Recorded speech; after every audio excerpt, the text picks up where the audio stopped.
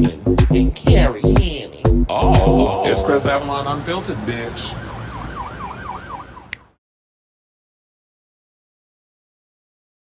Hey, what's going on, everybody? Welcome, and happy Monday. It's your boy, Chris Avalon, and welcome to a brand new episode and live stream of Chris Avalon Unfiltered, a show where we basically get into all the things regarding celebrity news, hot topics. We talk LGBT stuff, we talk politics, anything that's going on in pop culture and beyond. We talk about it on this here show. So before we get started, wait, hold on, let me adjust my camera. Okay, we good. Please, before we get started, do me a good solid share, and hit that like button, that subscribe button, and the notification button, so that way you know when we go live with a brand new episode of Chris Avalon Unfiltered. And I know it's early; it's like 1 p.m. on the East Coast. What is it, like 10 o'clock over on the West Coast and beyond? I just wanted to jump on the line and give y'all a good show early in the day because I got things to do later on. So I had to pipe up on here. It's a lot of tea we got to get to. There's more stuff coming out regarding all the drama surrounding TGIF. I wanted to bring it to y'all yesterday, but I was working. I had the Fade concert that I did, which was pretty good, and he is a cutie. But I had to do, I was doing a concert. I was working on a whole bunch of other stuff yesterday. So I was like, I'll just bring y'all everything today because I'm sure, like, with me talking about it, there's probably more stuff that came out since then. So word on the curb is that TGIF might be put on pause. We don't know when it's coming back, but that's the word. So we're going to break it on down. Tasha K even entered the chat, had some tea to spill, and her and Claudia is going back and forth. She went and roasted Armand. There's a whole lot of drama, and I'm here for it. Even Funky Dineva dropped a little receipt, and I caught the shade in his receipt that he posted on his IG. So we're going to play all the clips and all that other stuff, and we're going to break it on down. I'm going to give my overall assessment on a show that has so much potential, but y'all let this N-word nonsense and egos and all that other BS getting away in the bag. So this is where y'all slow, because I would never let anybody come between me and my coins, but that's just because I'm a Virgo and we think logically, not emotionally. So we also got Sean Diddy Combs gave back the key to the city, because there was some drama regarding that a couple of weeks ago where people was like, Eric Adams, you need to have him give the key back to the city. And also, first of all, I don't know why y'all give him keys to anything, even to a Mercedes. Y'all shouldn't be giving him keys to that. But nevertheless, he gave it back. We're going to talk about it. And I hear that Diddy's back in New York. So then we also have some tea regarding Britney Spears. There's rumors about her making a comeback to music because apparently her cointada, speaking of coins, is depleting. So we're going to talk about that. Plus, it looks like J.Lo and, Hannaford, because, I be calling her that. Sometimes I got to remember my own names that I be calling people. Apparently, word on the curd is Bennifer is done yet again. So, and Hannaford has given up on trying to save this marriage because apparently Ben is over her. It's probably that damn, what is it? That I was gonna say Starbucks. No, he drink Dunkin' Donuts. That shit is nasty. See, it's probably all that damn Dunkin' Donuts he be drinking. That's why he be looking so damn cranky. So we're gonna talk about that. Plus, speaking, there's a lot of relationship news we got coming up. Billy Ray Cyrus going through with his wife. He got a temporary restraining order, which now makes me think, okay, so now Miley, there was some reasons why she ain't like her, and it looked like Billy finally saw the damn light. The rose-colored glasses came off, and now he's seeing his lady for what she is, a money-hungry whore. So we're going to be talking about her. Plus, Madonna's wedding singer is spilling tea about her wedding to Guy Ritchie. We're going to talk about that. A Christian blogger has apologized, the one over at that Big Back Heifer. What's his name? Oh, Meghan McCain husband? Oh, sorry, Nutmeg McCain. The Federalist, she's apologizing over the comments she made about Dolly Parton because they gathered her ass. It's like, oh, you don't come after on Dolly. And then speaking of the gays, we're going to talk about Marlon Wayans is calling out the bigoted trolls who came for his trans son. We got some tea on that Zionist Noah Schnapp getting drunk at a New York City nightclub and him getting kicked out because he's 19 and don't know how to act in public. Plus, we're going to talk a little bit about the traitors and how Alan Cumming pushed for more queer representation. Gottmik is responding to the claims that she stole some comedians' jokes for that All-Star 9 role, so we're going to break that down. And Scooter Braun Chad has officially retired as a music manager after 23 years of being in the business. So we're going to talk about that and a whole lot more. But yeah, so before we get to those topics, yet again, please hit that like button, that subscribe button, and that notification button, so that way you know when we go live with a brand new episode of Chris Avalon Unfiltered. Let me hit my banner. I see there's already people in the comments. Let me see what's up popping. Tasha K is an absolute mess. I would never forgive her I don't forgive her for that either, but I will say that there was some stuff that she said regarding Claudia Jordan that I absolutely believe. So we're going to break all that down. It said Black YouTube made serious money with AdSense this weekend. Everybody was on live. Yeah, that's why I said, like, everybody was on live talking about this thing. And I said, okay. Brit spends money like water. Yes, she does. And like I always say, money don't last forever. I hate you. If you know, you know. And yeah, that was intentional. That's what I said. Ben stays on. Yeah, I was like, I had a whole. There was one point where it was just like I had a Dunkin' Donuts fixation for a while, like because it was the closest thing to my job at the time. But yeah, now I stick with the Starbucks. Starbucks got better drinks. But then again, I'm kind of on the fence because they said that Starbucks is they be funding stuff with Israel and things. And I was like, well, goddamn, I can't have shit. So I guess I'm just going to have to get rid of everything because you know all these damn corporations are secret Zionists. I wanted a Red Bull so bad, but I was like, I just need this. You know, I was just gonna drink me an iced tea. Cause I don't know, I have an addiction to Red Bull too. If in case y'all didn't notice, when I be live streaming, y'all be seeing me drink it. I get an endorsement deal with them, but then again, you know that stuff ain't good for your heart. So maybe I should just stick with coffee. And it was like, Ben wants a housewife, not a working wife. Well, guess what? He knew what he got with when he got with her. That Jennifer is not no damn housewife. If he want a housewife, he need to marry one of them broads over at Bravo. They would be glad to sit at home and take care of his children and the household affairs. So Jennifer put out there. That was another thing too. She was out here spilling tea about that whole damn family. Yes, the Federalists, that bullshit. What is it? A website or whatever? I don't even know. But yeah, there was always issues with the Federals. Even when Nutmeg was over there at the View, her husband was over there spewing all kinds of crazy propaganda, and I was surprised they didn't even confront her on it. But that's how the View is. You know, they like to pretend the elephant ain't in the room. That's why I said you ain't coming after Dolly. And that's why his fat ass is going, that wide back mother father and them people that work over there at the Federalists, you know, they going to get dragged. It said Marlon lost 1 million followers. Well, you know what? Fuck them. Because it's like, I just don't understand the whole bigotry of like how, especially with Black people, Black folks are discriminated against in this country on so many levels. I just don't understand how y'all think aligning yourselves with homophobia makes it things any better. Homophobia, transphobia, any of that stuff. A man loving his child unconditionally bothers y'all. It just goes to show that y'all only get enough hugs as a child. Y'all probably don't come from a 2-family household, and your parents ain't probably told y'all that they loved you enough. So for y'all to go around and throw shade at a grown ass man who is showing love for his child unconditionally, who's a part of the LGBTQ community, because first of all, we can't help who we are. We're born the way we're born. People don't just wake up one day and decide, oh, I just want to turn I was born in the wrong body, or that if I'm a man that I decide to put a dick in my mouth. That's not how homosexual. We don't just wake up one morning and decide to do that. Like, who wants to wake up in the morning and decide to be discriminated against? I just don't understand the philosophy of that. Just like a lot of people, when you need to put yourselves in the state, and this used to piss me off. One of my teachers used to get mad because she said, well, you can't equate being Black with being gay. That's true, but you can equate discrimination with discrimination. That's the thing that both have in common. So when you want to sit and act like and be all obtuse and act like one hand don't wash the other, that's some bullshit. Because yeah, at the end of the day, you can be a person of color before you are a homosexual, unless you're an obvious one where you can't deny it, where you'll get the discrimination. So it's multi-layered. It says Scooter Braun taking money and residuals from female art. And that's why I was all confused about the whole thing with him and Ariana Grande. Like the news that just came out a couple of days ago that Ariana Grande was getting back into business with him after firing him months ago. I'm like, sis, what are you doing? But anyway, they said, go ahead and do it. You know this live's about to be popping. Okay. I said, yep, she is. Oh yeah, she gonna get the business too. And it said, join a live Saturday night. Oh yeah, I got that tea too. I don't know if I'm gonna play that clip because that episode, she was on a messy sweet spot. I do have that open on my window. And here's the thing. When the Messy Sweet Spot posted the Claudia Jordan stuff. I mean, the interview because Claudia called in.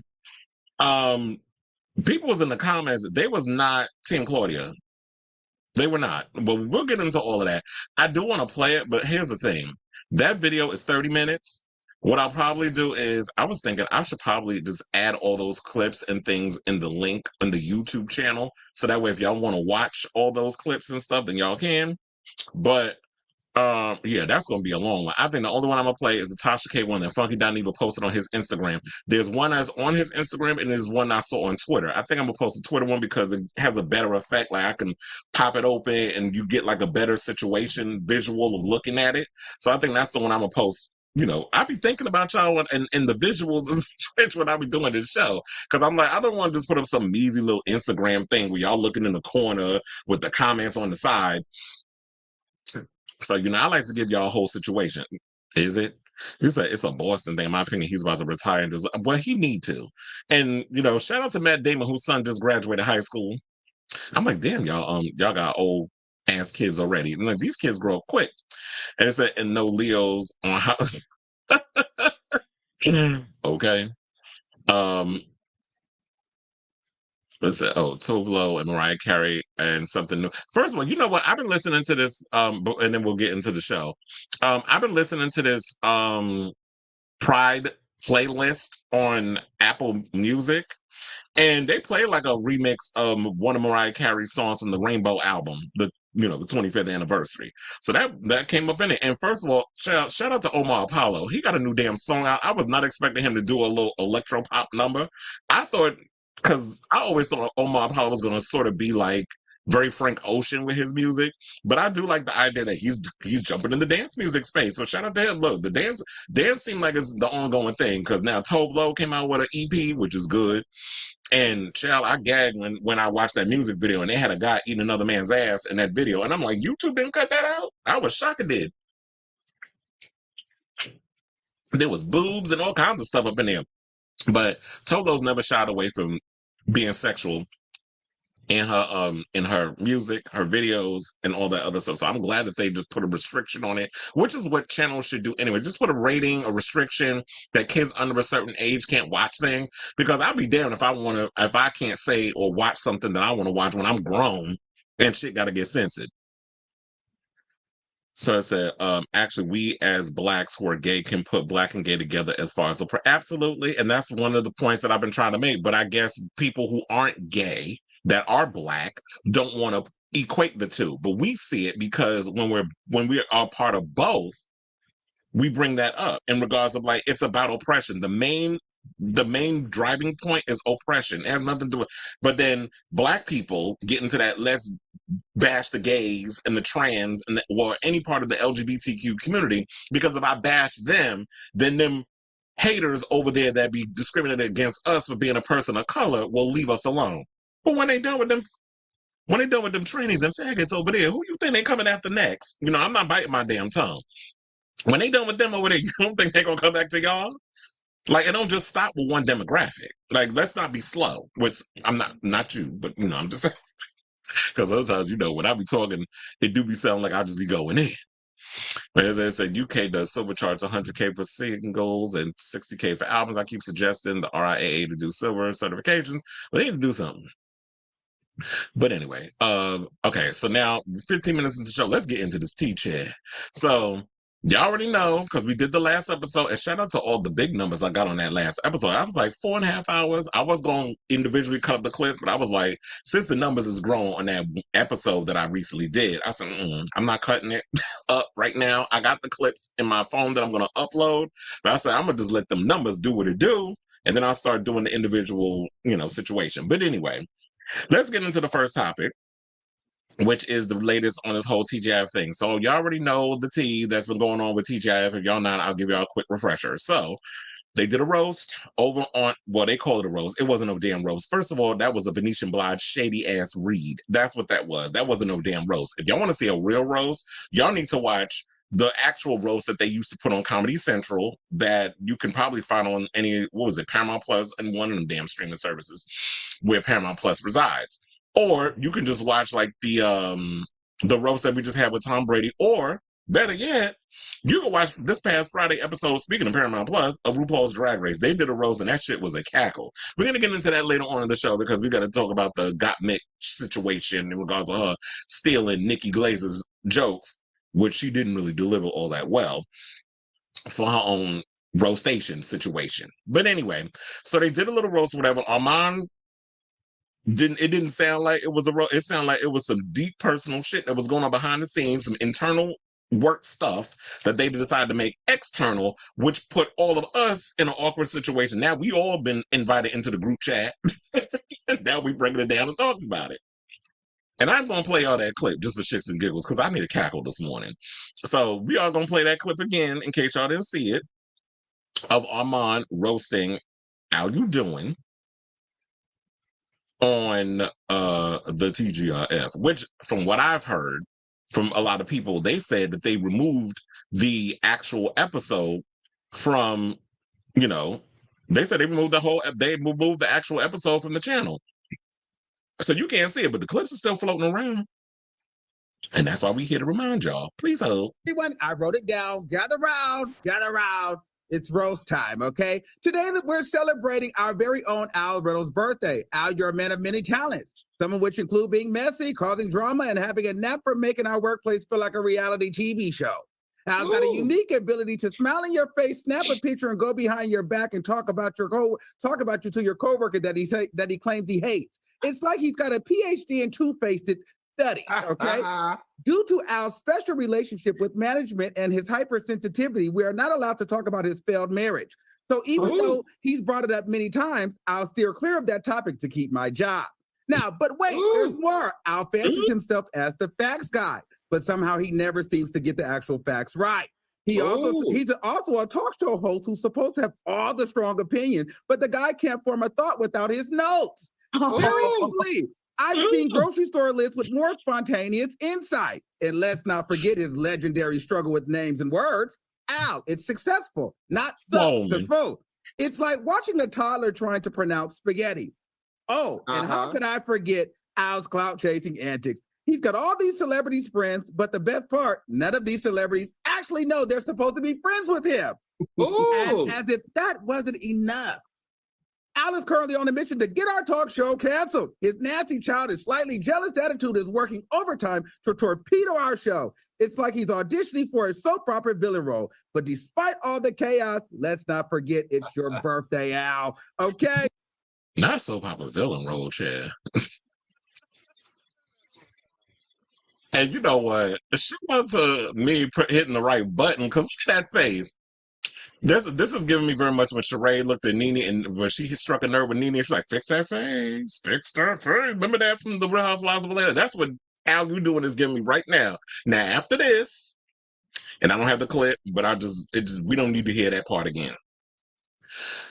Funky Dineva, in his words, was minding his business like he always does, because that's his line that he always said, I'm minding my business like I always do.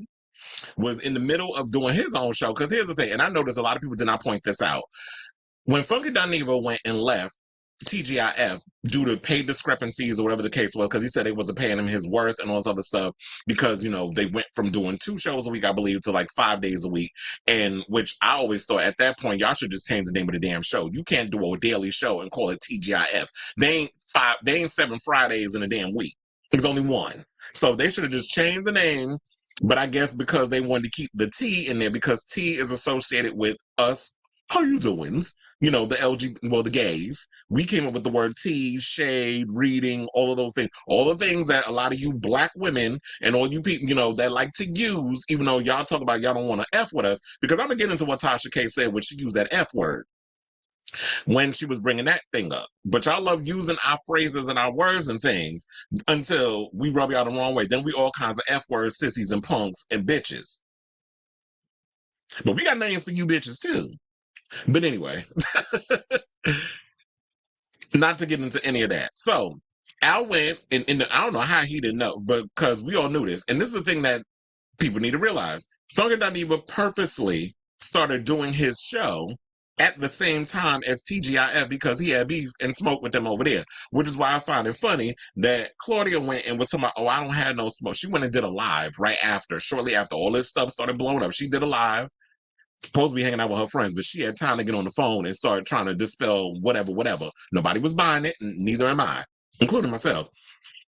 So she went and was like, "Oh no, I get along with with Funky." She said that her situation with Al has existed for a while. First of all, they said the word was Claudia stopped following Al back in January. So this has been festering for 6 months. They've been sitting on here trying to act all copacetic. It's just all of a sudden I noticed when Lunel came on, there was a shift in energy. So it's like y'all were able to hold back and keep us from knowing what was going on in the chat and internal stuff that was going on.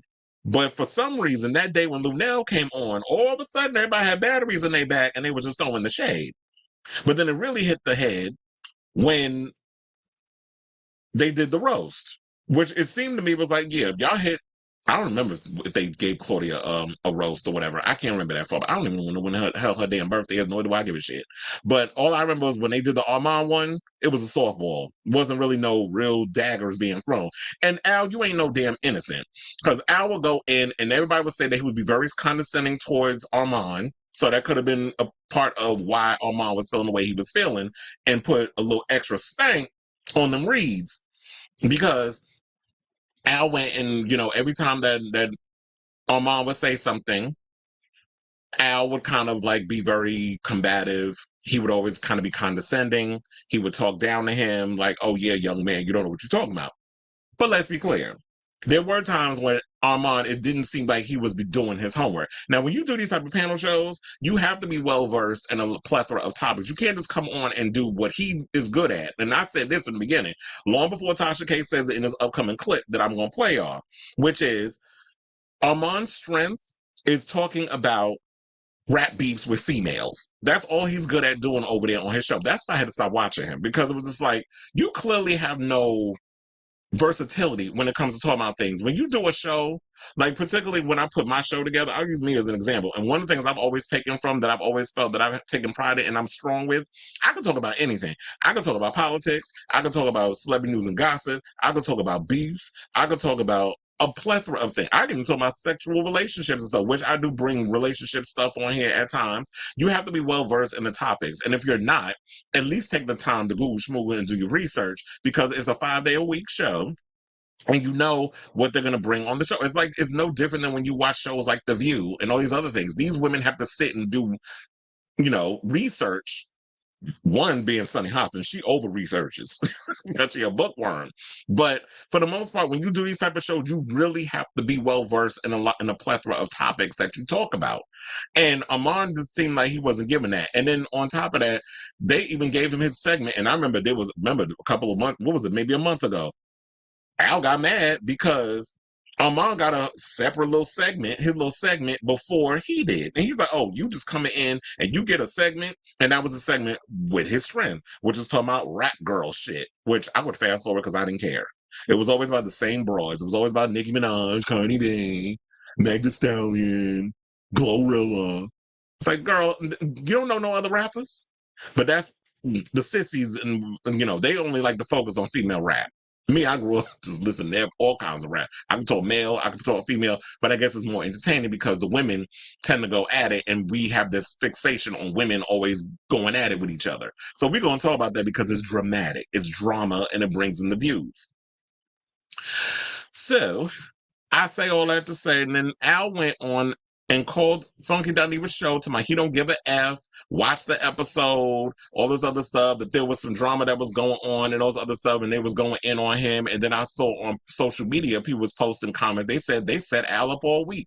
Tuesday, Claudia and Lunel asked Al about his relationship about Star because Star sent them a cease and desist. Wednesday, and I guess because Lunel's a guest, they felt, oh, well, she could bring it up. They can't bring it up, but she could bring it up. But then again, is it because Armand knew that he could ask that because he wasn't there back when Star sent the cease and desist? So they said Wednesday, Claudia told Al on air that she put him on, gave him a job, and that this is his primary income. Thursday, Armand drags Al during his roast, confirming why Al energy was bent off these past month while Claudia watched and laughed with glee. And I did notice that Claudia was laughing a little too hard when it came to it. And then plus, when you watch the episode with Lunel, she she was sliding her little shade like people don't hear it, where she would basically say that, oh well, Al wasn't forthcoming with Star about him being bisexual. When it's like, bitch, you wasn't in the bedroom. You don't know what the fuck I was, upfront and honest about. But the problem with Al is Al give me fake and phony. Like he be, and also what also irritates me about him, he do be trying to overcompensate for his blackness. It's like, sir, we know you light skin. Just be light skin. It's okay if you want to go hard for the black community. You know, there's no problem with that, but you be ODing when it comes to trying to the overcompensation. It just comes across as like forceful and sad. And I don't know, sometimes when it comes to like watching people how they move emotionally in certain ways, I just pick up on fake and phoniness, and Al do give me two-faced fake and phony. So now let's assert Miss Tasha K into the situation. So this video that I'm about to play y'all is about 8 minutes. Where she went in and started talking about the pay discrepancy between all three, meaning Al, Funky, and Claudia. Talking about how much they make and all this other stuff. Funky posted on his Instagram that she was not, that what was the whole pay discrepancy situation on the allegations that she was making during her show is not true. However, if y'all pay attention, and this is how shady Funky is, because Funky said that he don't want no smoke, he don't like dealing with no stuff. This is what he said on his IG. Wait, where'd I put? Oh, here it is. So he said, Tasha K, I never wanted any sort of adversarial relationship with you or any other person on social media. I don't take digs, throw shots, or shade at you or any other YouTuber, and I honestly wish y'all would grant me the same courtesy. There is enough celebrity gossip out there for us not to be going at each other. That has been and will always be my position. With that being said, there are certain parts of your commentary, that are flat out not true and speculative on your part at best. I've taken the liberty to correct those things. Outside of that, your commentary was pretty spot on. In all honesty, I'm glad y'all are starting to see why it was so easy for me to walk away from this show. And with that being said, that's why I wanted to set that up, because pay attention when I play this clip. He goes in and he asserted what was not true on her, talking about why he left the show. That's the clip I want to show you. However, after all that's done, he purposely left in the other stuff where he was talking about Claudia being messy and Armand and a whole bunch of other stuff that was going on behind the scenes of this show. Because I do believe that Al was calling Funky up and spilling tea about what's going on over there. They maintain a relationship outside of Funky leaving. So Al gonna be up in their little group chat and he gonna spill tea. And then I got a screenshot of Miss Claudia trying to call Tasha K a liar, and Tasha came with receipts. So that's why I was like, in the beginning when I heard it, I was like, I believe Tasha in this part. Yeah, and everybody's gonna come at her with the Cardi B stuff, and that's valid. And rightfully, you have a right to come with that, because I do feel, I still be on her neck about that whole Cardi B situation, and especially how she did my girl T.S. Madison. It's like, oh, you like everybody until they rub you the wrong way or whatever. And then, but I feel like also Tasha, another one that don't like nobody. But Claudia, you're an idiot, because I don't understand. See, you loose with your damn mouth. I don't understand how, of all people, y'all go to Tasha K about shit pertaining to you, especially when Tasha has a reputation of getting into it with so many other YouTubers, bloggers, whatever the case is. She's had so many falling outs with people. Storm Monroe, T.S. Madison, Funky Dineva. The list goes on and on and on and on and on. So she, and in my opinion, when she went in on Armand, y'all like two peas in a pod in a lot of situations. So let's get to that clip of Tasha. Please hold. Says he was let go, but they didn't renew his contract. Okay, he was getting paid a hefty salary, $250,000 plus a year. Claudia makes about 300, if I'm not mistaken. Oh, I'm telling you, Ooh, hold on. a business. Okay, Al makes about 150. And it goes by popularity and the value that you bring to the show, right? And I've always had my reservations about Fox Soul and It did not go by popularity. Everybody made the same exact salary, $1,000 an episode, $250,000 per year. And I, for the umpteenth time, was not let go. I opted to not renew my contract after it expired on December 22nd. Now, hold on. Now, I will say this. There's nothing wrong. Look, I would love to be making not $1,000 an episode just sitting on my ass running my mouth. I'm like, shit, let me get that job. But if it caused me to, but if it's at the cost of a bunch of bitter ass, emotionally disturbed, talking heads being bitter and envious and jealous of each other, child, you can take that money and shove it way up your ass. Or as Vivica Fox would say, put that where? Back there. Absolutely phenomenal at what he does. And he drove that show. We had several conversations on the phone behind the scenes about him asking for more money, okay, behind Al and Claudia's back because he felt like he drove the show. And so during negotiations, the math wasn't math. Then they said, we can't afford to give you more money. So we're going to have to end your contract and find somewhere else. He didn't. See, now you're trying to drive a narrative that simply is not true. Number one, I would never sit on the phone and have several conversations about my money or my contract with you, of all people. Secondly, the negotiations that I had about my money were not behind Al and Claudia's back, but were within the parameters of negotiation time for my contract. Al and Claudia had a 12-month contract. I had a 6-month contract. So the reason why I was having negotiations about my money is because my contract was due to expire. The reason why I had a 6-month contract and the reason why I subsequently walked from Fox Soul is because when we went from 2 days a week to 5 days a week, they cut our episodic rate. They cut us down to $1,000 an episode. The head at the network said, okay, we can't give him his same rate, but instead we will give him a 6-month contract. And at the end of 6 months, we can talk about renegotiating his contract. When those 6 months came up and they handed me the same exact contract that I had had previously, I was offended. They were not trying to budge on giving me any more money. And that is when I decided to walk because I knew what my contribution was to this show. And as you stated later in this video, why would I sit here and build up their YouTube and split the money when I can do my own YouTube and keep all of the money? There was no firing, there's no conspiracy theory, there's no behind anybody's back. Carry on. And so when me and Claudia had dinner, I was just like, listen, I think it should be him. Her comment to me, and I agreed because I've had my own issues with certain black gay men, not all, mainly the F's.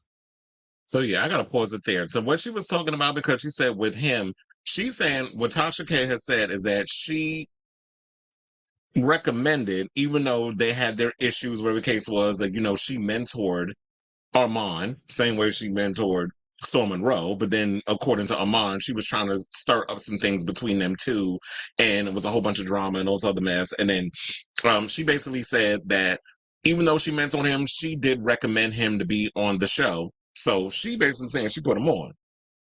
However, I have an issue with the whole F thing. So now I do get it because it's similar to like when they say this is, Chris Rock said the joke. He was like, there's a difference between black folks and N words. I do believe that there's a difference between gay men and F words. And sis, you don't get to say that. There's like, when it comes to certain things in our community, I get it. That y'all thinking that y'all, when you ha-ha kiki with the gays, y'all get a little too loose with that mouth. So that was the issue that I took with her trying to bring that up. And that was one of the this is actually one of the reasons why I stopped watching Tasha K back in the day. There were times where I would hear about her and I was like, okay, let me check her out and see what it was, whatever. And she can be pretty funny and stuff at times. But then when it came down to gay stuff or anything to do with the LGBTQ community, I was like, I don't like her. And you're entitled to do what you want to do on your channel. But I'm just saying, like, for me, I'm not rocking with nobody that got a problem with me living my life or being what I am. Oh, I gotta be nice and cordial and all this shit to you until we rub you the wrong way or we say the wrong thing. Then we all kinds of B word, we're all kinds of bitches and F words and all these other things, which is what a lot of women, particularly black women, like to gravitate towards. Oh, y'all love us when we can do your hair, your nails, and your makeup and all that other shit. But the minute we step up and we say some shit, all of a sudden we all kinds of F words. That's what she gives me. And Claudia gives me the same damn thing too. So when I start breaking this down and we play the rest of this about Claudia, I truly believe it. Like I was talking to a friend of mine the other day, and we were in our group chat because first, this is how I found out about the clip. I woke up yesterday morning and it was in my inbox. I was like, well, damn. Now I wanted to do the show. I couldn't because I told her I had to work a concert. So after I watched and everything, and I said to him, I was like, to me, Claudia always seemed like the type of girl that just don't rock with real trans people, gay people. She likes to use T.S. Madison as an example. T.S. Madison is not the only example of a trans woman, and I live for T.S., but she's not the only example of a trans woman that exists on this planet. But a lot of times when she said things about our community, particularly when they have conversations on that show that they're not well versed in, because Al can't decide what side of the bed he want to sleep on. He don't know if he want pussy or dick. And this is not a jab towards bisexuals. He always gives me like he's confused. With that. Armand to me don't seem like he's well versed in the whole trans or that type of situation. And Claudia comes from a cisgendered female perspective of that, where just to me it seems like she's threatened by trans women. It always gives me that, especially in that last episode that they did when they talked about should trans women be upfront about their relationships, about their identity when they go on a date. And I stand 10 toes down on the fact that I feel like it depends on the situation. Meet in a public place, whatever the case is, don't invite these people because, there's a lot of trans women out here that are being murdered just for simply being themselves. Men are out here fetishizing them. They want to keep them as a secret. And then where trans women just out here trying to live their life and do what it is they want to do for themselves, their lives are at risk. So when you don't give trans people, men and women, the space to be their true authentic self out of the fear of being attacked, you can't be 110% forthright with who you are. It always depends on your situation. Feel out the situation, feel out the person, meet in a place where, they can't harm you, whatever the case is. Give your information to a friend so that way they know where you're going, all that stuff. You have to take the proper precautions. Unfortunately, when you're a minority, these are the things, and part of the community, the Rainbow Coalition, these are the things you got to deal with. So it's not easy, but it's like, oh yeah, well, I would want to know. I'm glad you would, but you're a cisgendered female. You don't know what that's like to be a transgender person or a queer person walking in spaces that you get the privilege of taking for granted. So it'd be nice if certain people, like a Claudia Jordan, will put themselves in the shoes of that person and see what they go through. So, well, that's why I like T.S. Madison, because she's, T.S. Madison is a prime example. Also, T.S. Madison is a public figure. She can't hide who she is. She's very forthright with who she is. So that's one example. That's not a good example. But anyway, let me play the rest of this clip because she goes in on Armand and she starts dropping receipts on Claudia. Can't say that word over here. I definitely say it on TashaKLive.com.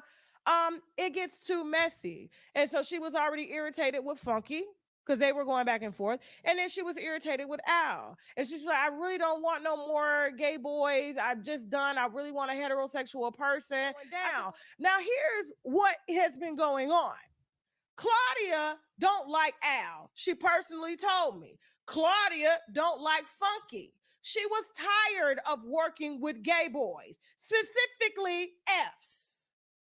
Pardon me. That ain't no allegedly on that. We had dinner. We talked about it. The same night when she told me she was friends with Jay-Z's alleged ex. That ain't here no more. She X'd off, okay? And quickly got amnesia. And so what's happening is Claudia is very messy. Claudia talks about everybody. This is why. Wait, hold on. Now, Tasha also said that Claudia likes to hang out with girls that don't close their legs to marry men. Because, when she mentioned about the girl, then I said that in the last episode that she had the friend that was dating Jay-Z that all of a sudden ain't in the union no more. She unalive.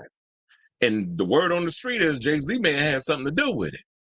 That ain't what I said. I'm just reporting. I don't make the news. I just report it. So that's what she said. Let's carry on. Funky got energy for her. This is why Al called Funky Dineva doing this. Play the video of him calling Funky. Let's go. Hold on before you talk. Joe, I'm on you need to hear live. this. You need to hear this on live. Hold on. People this- can hear you. I don't give a fuck. Because here's what happened. Claudia spends a lot of time on the phone kikiing with folks that she don't really know. Okay.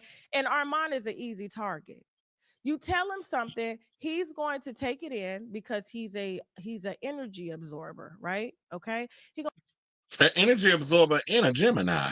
Let's not forget, you know how they are. Y'all be all up in y'all damn feelings about shit, and y'all regret it later because y'all don't think about the shit y'all say before y'all say it. Gonna take it in, and he's thinking he's gonna fix the problem, but instead he don't even know when he being used. He doesn't know. Slips. They're getting paid close to or over $500,000 to host a show that's barely bringing in 60,000 views. That is why they had to implement a fourth guest host, because he's not strong enough. Nobody was stronger than Dineva. But then you want Claudia to pillow talk in your ear about everything that's going on, and you ain't even been on the job before a year. You don't know what's going on behind the scenes. And furthermore, while you're listening to Claudia because she's friends and she likes to brag with the president of Fox, and he loves the show, he loves me, right? I get to bring as many shows as I want. We're getting syndicated, only for the show to decline. TGIF tonight and call me back. All right, bye. That was a lot of information that Armand had in such a short time, which means somebody's been talking to him. The only person that talks too much is Claudia. I know. The first encounter with me, you run your mouth like liquid to me? You didn't say off the record? Me. We're talking about me here. We're not friends. We're colleagues. You talk about me on your show, I'm going to talk about you on my show. That's the dynamic of the relationship. We're not friends, right? You can take the comments down for a second. But here's where I have the problem with Armand. That was an amazing read, but it was very mean-spirited. It didn't come from a happy place. It didn't even come from a genuine place. It came from a place that sounds like you were fueled, and you're blaming Al for getting a talk show canceled when he's the one that helped to build the job that you have. You wouldn't even be able to sit there if it wasn't for Al. Al comes from TV. Despite Al having favoritism with management, he understands how to network within the television industry. Now, what you just showed as a very, very young personality to somebody that has favoritism is that you are sabotaging the show. Not only are you sabotaging the show, you're not strong enough to carry the show like Funky. And that's why they had to bring in a Lunel and a T.S. Madison, because you're refusing to do your homework. You're very great with the tongue, very slick. You can read a bitch down, right? But television is not looking for that. They're looking for people that are well vast in a vast area of topics, and they're able to appeal to a certain type of audience that understands, okay, intellectual conversations. But for you to do that, I'm like, you haven't gotten any opportunities on the red carpet yet. They haven't asked you to host Dish Nation. She hasn't even introduced you to the president that she says loves her so much. But she fueled you to go in on Al because she was too bitch to do it herself. Right? Just like when she was talking shit about Funky, she was too scared to do it herself. She used you as the pawn, and because you're emotional and erratic and easy to manipulate, you went in talking about things you knew nothing about because you ain't been there long enough. And if you really got your eyes open, you will see that they're trying to replace you right before your eyes. Not Al. You. I'm always gonna cackle out of where she goes, not Al, you. It's like, but she's absolutely right. It's the fact that I truly believe the last half of that, and that's why Funky intentionally left that on his Instagram, because he knew, that there was some truth to the situation. And that there was a lot of shady ass behind the scenes shenanigans going on over there. Now, here's the thing. Why hasn't gotten to this point without the producers of Fox Soul stepping in and gathering everybody, being like, okay, y'all need to figure this shit out. Y'all need to stop with the infighting and all the shadiness and all the hatred and the bitterness that y'all got with each other. Because at the end of the day, this is the only show that's keeping that damn Fox Soul network afloat. I can't name no other show, like I said in the last episode, that is on that channel besides TGIF that's interesting. They had Cocktails with Queens. I actually like Cocktails with Queens, but I guess they couldn't afford Vivica, Selena, and Lisa Ray, so they had to get rid of them. T.S. Madison had a show over there at one point. That came and went. There was so many shows that they had over at that network. They just can't, it just seems like that they can't keep it afloat. I don't even know if they even know what they're doing over there. So I think it was smart on Funky's part. He was, the gut told him what to do and he did it. And so now looking back on him, like, you know what, I'm kind of glad that he did. But even though I kind of, I was a little sad that he left TGIF or whatever, but then I was looking at it, like, you know what? He's absolutely right. It's the fact that I can make more money doing my show on my own than having to make $1,000 a day doing a show, $5,000 a week, which I'm sure that some of that's coming out the taxes. Because I'm sure they're not getting the full $5K a week to do a talk show where we just sitting on a panel and having to give our opinion in a 1-hour show. And so, according to Claudia, he was, Al was bitter.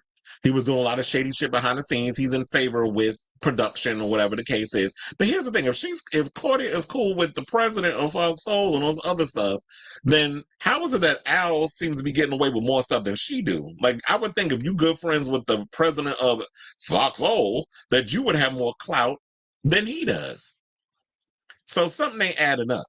So then, of course, Claudia goes on, her live, calls Tasha K all kinds of liars. Then she went on the Messy Sweet Spot, which we alluded to before we did this topic, when, because, a lot of times I read comments before we get to the show. And Tasha K went on yesterday and started dropping a whole bunch of receipts. So one of the receipts was actually a screenshot of a conversation that she had with Claudia. Now, I don't know. I don't think it's a text. I look like she might have hit her up on social media. Now, it says Tuesday, January 9th. Is it January 9th or is it June 9th? It looked like it's I don't know. It's a J in there, but it looked like, from what I'm saying, because I'm trying to read this off a screen. So it says, "Hey, I'm at dinner with friends after my very rough Zoom call with the production after the show." Oh, so it was June 9th. So this was recent. With and production after the show. It was horrible. He was yelling at me and blames me in front of production, of course, totally throwing me under the bus. I'm so over these blanks.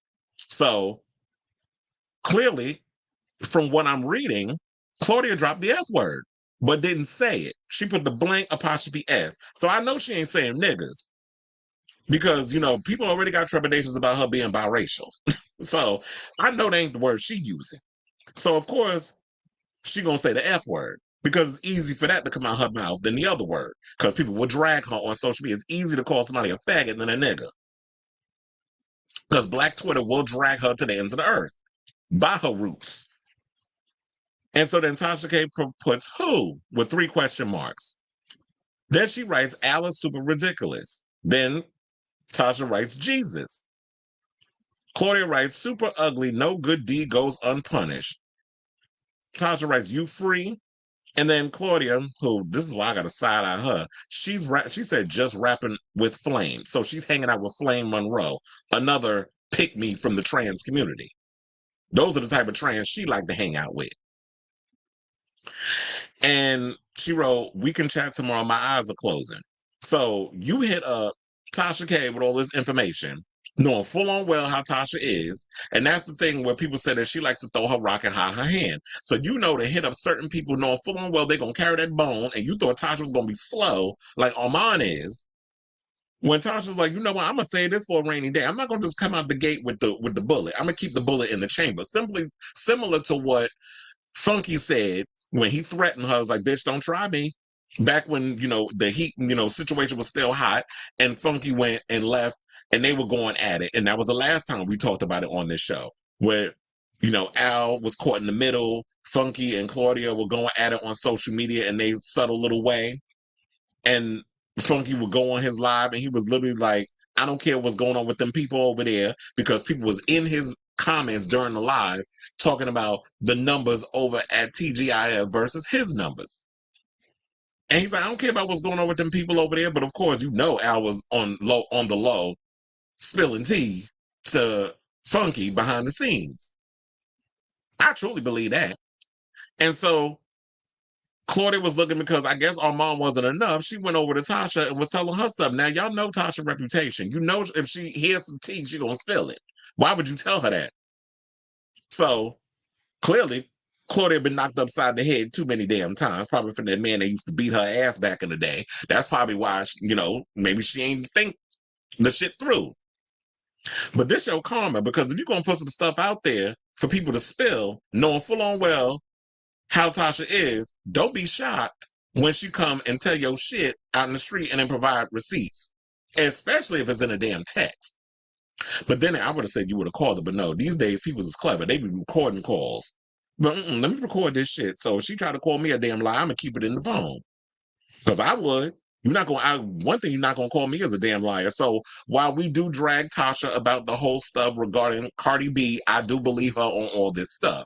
So yeah, Claudia's been running around, running her mouth, trying to vindicate herself of the allegations and stuff regarding what's going on, and people are not buying it, and I'm not buying it either. So the word on the curb is the show has been put on pause. That's my word to use now, because Bravo has made that a big thing. So put on, which probably means it ain't coming back. Now, do I think that TGIF should come back?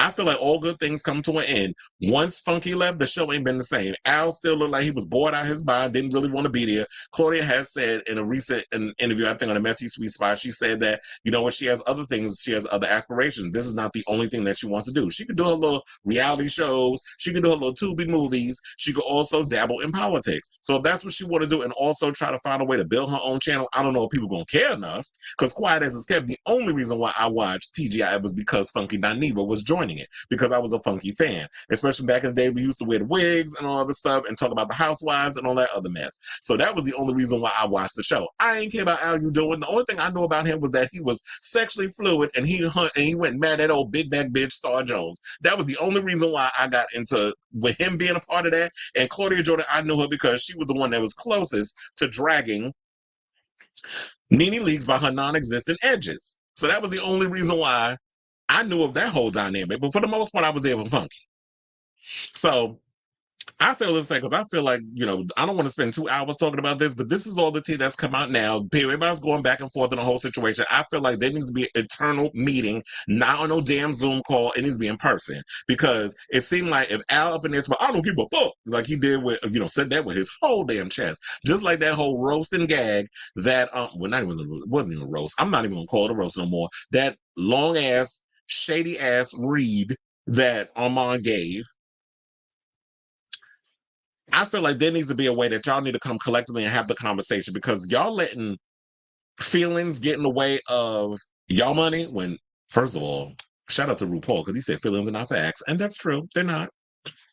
Y'all in y'all feelings about shit and fucking up y'all bag, which is typical N-word nonsense behavior. Then y'all are a fool. But like I said, to me, this reminds me, this is like just as juicy and as big as the Queen's Court, when we had that with T.S. Madison and Kaya. Y'all had a good thing going. Y'all had the internet on lock. Y'all even had people interested in giving y'all the opportunity to make it a show. Nicki Minaj was interested in turning the Queen's Court into a show on a network. Then people got in their feelings, fucked up the bag. And look at Kaya, still in her damn basement, roasted bitches. Now you got these three going at it. So, and also Tasha, because this wasn't in this clip also. So I want to let y'all know this real quick to wrap it up. She said, look, Armand has a reputation of getting in good graces. He had opportunities with so many people taking him under his wing, giving him opportunities to hang out with the elite. He fucked up the bag with, Jason Lee took him under his wing, fucked that up. Burned his book live on air. Tasha K took him under her wing. Fucked that situation up. Then he was cool with Cardi B. Now they not cool no more. Now all of a sudden he Judy's with Nicki Minaj. I hope Nicki not stupid to even think to even associate with Armand, because Armand is a flip-flopper, which is what people have called him out on being. Oh, 1 minute you can't stand Nicki Minaj and you all team Cardi B. Now that you and Cardi fell out, now all of a sudden now Nicki's your girl. Fuck out of here. So I say all that to say, the drama is still, the tea is piping hot. There's a lot of stuff going on. At this point, just cancel the shit. Like, it ain't got nothing to do with the fact that, it's less competition for me. Because like I said, I'm in competition with nobody. I do what I do over here. Everybody do what they do over there. But if y'all willing to let emotions get in the middle of your bag and fuck that up, then y'all don't deserve to have a damn show. All three of y'all need to go somewhere, find something else to do. Armand, I guess, they said he done started back up on doing YouTube videos on his channel, which, to me, I never understand also. If I'm doing a show like TGIF, I'm still going to invest in the Chris Avalon brand. I'm still going to give y'all a show because all the stuff they talk about over there ain't necessarily what we're going to talk about over here. And maybe I want to elaborate more on some of the topics that we talked about on that show, because it's like The View. You only get 5 minutes or 7 minutes to talk about a certain subject. So why would I let that go by the wayside? All because all of a sudden the coins is good over at a network. Like, I'm not going to just sit and put all my energy in building up Fox Soul when I'm going to build up Fox Soul and also continue to invest in my own shit over here. So I didn't understand when Funky did that. And then Armand was doing it. Y'all gotta keep this situation going. There's only 1 hour of your time doing that other thing. I know it's an energy, it does drain a lot and take a lot out of your energy when you do these type of shows. But like I said, I would never let that go by the wayside. But anyway, so to wrap this all up, because there's probably gonna be more stuff coming out regarding all of this stuff, the people going in saying stuff, and then Al did post on social media saying that the show, there's going to be no show, whatever the case is. He's still trying to process everything that's going on with the whole birthday situation. So is the show canceled? Who knows? We'll see. I'll see tonight if it ends up coming on the air or whatever. I'm sure people will be talking about it, but I'm definitely curious of what you guys think of this whole situation down below. Who do you think is at fault? Do you think Claudia is at fault? Do you think Al has the right to feel how he feels? Do you think she put a battery in Armand's back to be the bone carrier, to be the Sheree Whitfield of that show and carry the bone and basically come and say all the things that they couldn't say because he's not tied into that NDA? He's new. He's trying to prove himself. According to Tasha K, he is someone who is emotionally, he needs to constantly be validated. That is something that she said also. So, and do you actually believe Tasha K and what she said and, the receipts and all that thing? So let me know what you guys think of this story down below. Chad, when I cut that topic up, that's probably going to be like a good 40 minutes. But shit, that's a whole lot. Tita still in. But anyway, let me go to these comments because I saw there was a lot as we were talking, but I didn't want to get distracted by reading the comments because I wanted to keep my thought. I wanted to keep my overall thoughts locked in because one of the things I don't do, and I really feel like I got to start writing notes. I got to start keeping notes. But I'd be trying to hold on to the files in my brain. It ain't easy, but I did it. Okay, so he said, but they're DL and want you for a bro job. Have some pride and say no. It's 2024. DL should be illegal because I'm not getting kept. I don't fuck with DL dudes. I ain't got time for that. I mean, it's probably fun when you meet a guy that's straight and you on the DL and you just want to take him in the alleyway and suck his dick or do something like that. That's some fun shit. That's what I used to do when I was younger. When I used to, when you get those curious, but I'm child, I'm at an age now, I ain't got time to be sitting up here trying to entertain no closet cases. It's 2024. Y'all need to just come to terms with what y'all like. If people get mad that you bisexual, whatever the case is, fuck them.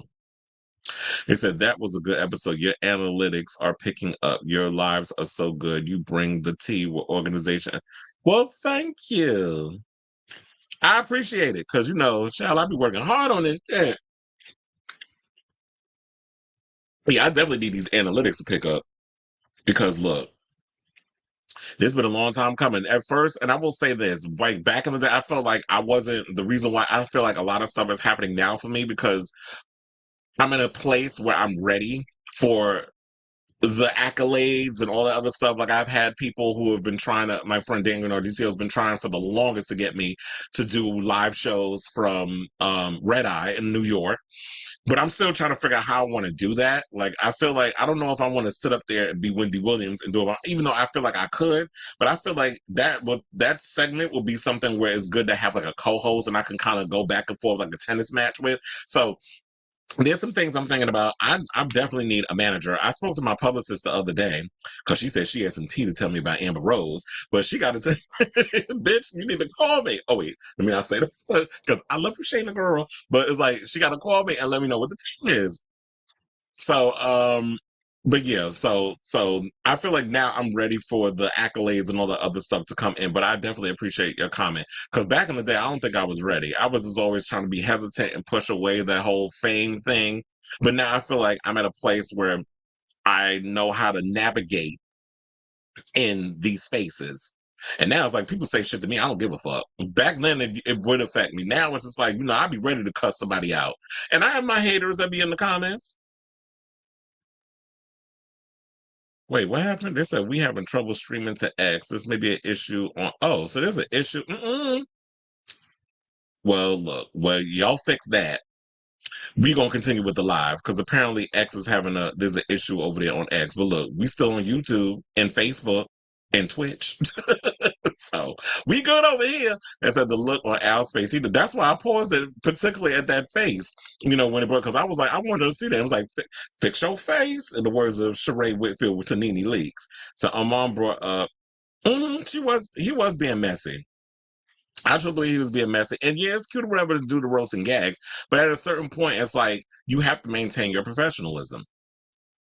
It sounds like Armand is taking what Al is treating him very personally. He's not a good fit, especially with but I did have I can't remember who it was in the last episode. It was like, oh, they think Armand's a good fit because they need a younger perspective. And I do agree. They do need a young perspective on there. The youngest they had before they picked Armand was Funky Dineva. Funky was still in his 30s, until he transitioned over to being 40 back when he was a part of the show, and then he left.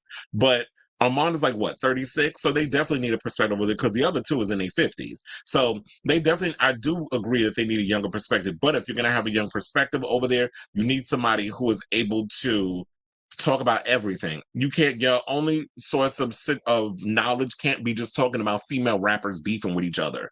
And that's basically all he was doing on his channel, was talking about that. You have to be well-versed in politics. You have to be well-versed in some of the issues regarding especially you being a dark-skinned black man. You should be able to be well-versed in some of those topics, especially what rubbed me the wrong way was when he made, and I can't remember exactly what it was that he said specifically, but when they talked about the black guy that was a veteran that was killed in his own home because some police or whatever knocked on his door.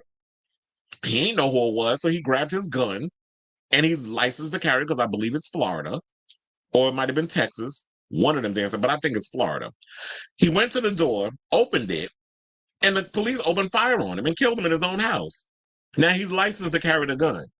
So, but they was looking for somebody and they shot the wrong damn man. So when you have those conversations and then you blaming the guy with the gun in his own house, that's a problem. When you say that you're a fan of Trump and you want to buy them ugly ass gold sneakers that he was, that he was selling because he needed money, that's a problem. That's why Allen was side-eyeing him, because it's like, what are you saying?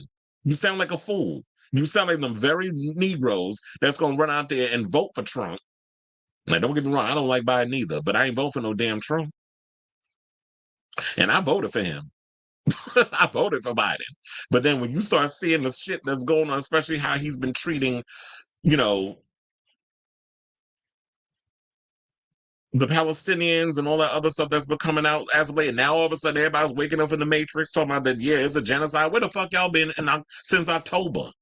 Now y'all having this revelation? So it took y'all to see 40,000 people getting killed for all of a sudden you to see that the math ain't mathing.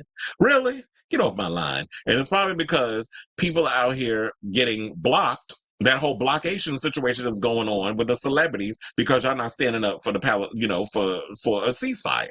Now everybody want to jump on the ceasefire bandwagon. So it's very true. You are a very wide breadth. One of the reasons I like your lives and your lives do go. I know it do. Oh, it looked like we back on X, so they fixed it. Yeah, it do go on for hours. Sometimes I'll be like, well, damn, how do I do it? But then the other day, and this is not just my own, because what I do is I do watch my own show. So, because I got to check to see if there's mistakes, whatever the case is, when I'm editing, all this stuff. So I do watch back the show. And I'm like, oh, that looked good. And that was a good one. And even though I even thought about going back to the old background, but I was like, I like this background. It feels more open. It feels more colorful, like bright. That other one, it just felt very newsworthy. So it's like, yeah, we're just going to pretend, I'm going to feature a live from my fake house from wherever the hell it is, my piano and everything. I feel like if I did own a home, and I do one day, now, funny enough, I was thinking about this. So I'm like, damn, you know what? I kind of want to be a homeowner. But then I know, on the other hand, I don't, because I hate fixing stuff. Like, I'll probably be the first one on the line, calling my father to come over to fix it, because my father is that way. Where it's just like, I'm like, renting and everything is cute, but I was thinking when I went to go visit my grandfather, who was looking good and healthy, by the way, because, at one point he had like a little health scare. He fell down the stairs in his house. He was in rehab for like a couple of months because he can't be walking. He's 90 years old. He can't be walking up and down. Like, the man think he's still 25, and he's 90 years old, thinking he could just run around and do all the same things he did when he was younger. And being that nobody was here to take care of him, so now my cousin's been helping him out. My uncle, when he's not working, has been taking care of him. Like, he lives in Atlanta with his family, but he's also, back and forth in New York because he works at Rikers. So when he has the time, he's been helping him. And then I was like, you know what? I would love to. I'm thinking about wanting to be a homeowner, but then again, because it was like, when it comes down to, like, if I want to have, like, especially in the summertime in New York, it's always lit. So I'm like, if I want to have all my friends to come over, we have a barbecue with a pool and everything, have a little pool party, have all the gays over and the women who love them. And we just like kiki, we drinking, we having a good time. I kind of want to do that. I don't want to live in a place where it's like an apartment complex and you got to call the people to schedule, oh, I need to rent out this space on this day. Like, that's gonna be annoying. If I want to do something, I want to be able to do it spontaneously. But trying to own a home, that shit is expensive. I probably gotta sell both my damn kidneys. And so your live's going for hours because you can keep going because your topic range, it has both breadth and depth. Well, I need to put that as a headline, like a banner, breadth and depth. Yes, honey. And so it was like, TJ ever filled with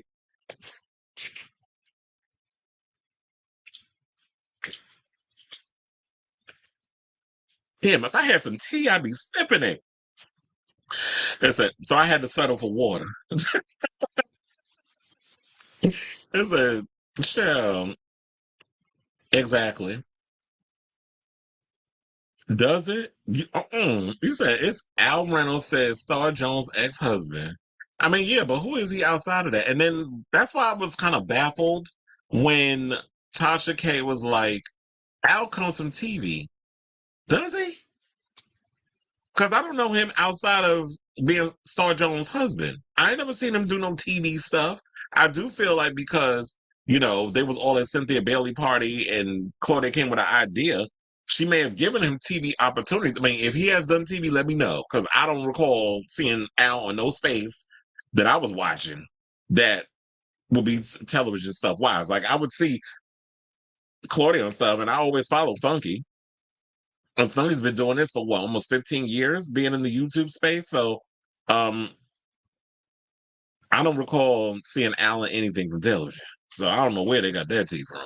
Because Armand is definitely not stupid. He's quite witty. However, he needs to pick up on more than just female rap. Amon is pushing 40 years old. Dineva is pretty well versed. And that's why a lot of people watch Funky Dineva. Like, when you watch Funky Dineva's show, he could talk about the celebrities. He could talk about rap girls. He goes into his moments where he starts singing them old R&B classics, which I live for because it's always funny. Come on in the room. Yeah, he does that every time he opens his show. And then he talks about things that's going on in, like, race relations, politics. He talks sororities and fraternities because he is someone who is a part of a fraternity, so he's well versed in those things. And that's, I believe, what we look for in our pundits. I can't get into somebody who only talks about one thing, because first of all, when you only are well versed in one thing, your whole show, your platform, your algorithms, all that stuff is not going to last long. So you have to be able to, you always have to be able to adapt and roll with the punches. Like the foundation of the show is celebrity news and gossip, but we do bring other things in. That's like with me being of the LGBTQ community, I'm going to talk about topics that affects that community, be it TV shows like Drag Race or The Traitors and the lack of queer representation, which we're going to get into that later on with Alan Cumming, who identifies as queer, or things that's going on in nightlife and stuff. I know Robert did send me something about a nightlife personality and stuff. I'm like, I need to look more into that. It was accused of SA and he signed an NDA. So there's some tea that's coming out with that, or other things that's going on. Or when we talk about celebrities supporting their trans children. So we talk about those things. And when you talk about that, what is the word? That kind of fits within the context of when celebrities are going through some things and they have a trans child, or they identify or they come out as trans or part of the LGBTQ community. You know, we talk about like the things that have to do with politics and how they're trying to erase people's rights and stuff. So you have to be well versed in those things, not only in things that you feel affects you and your bottom line, because the fans will see through it and they'll stop supporting you, and they're ready to move on to someone who's going to give them what they want. I'm also on Stan Twitter trying to kiki with the chill. Well, and I'm sure the Barbs have dragged him. Well, I know because you a Barb, a sensible one. You know, I told you I love the Barbs that make sense. Like I told y'all when I worked the Pink Friday 2 tour, when she came to my job, I chatted with a lot of the Barbs, and a lot of the ones that I fuck with are the ones that make logical sense, the ones that can see both sides of the story, the ones that ain't caught up in the smoke and the matrix. Those are the ones I ride with. So those are the ones I like. I don't like the ones that's like, oh, you can't say anything about their fave, otherwise they get mad. We don't like them peoples. We like the ones that is like logical thinkers, because I feel like me being a logical thinker, I want people that are like-minded in that way, where you can think logically, not emotionally, which is basically what they doing over there at TGIF.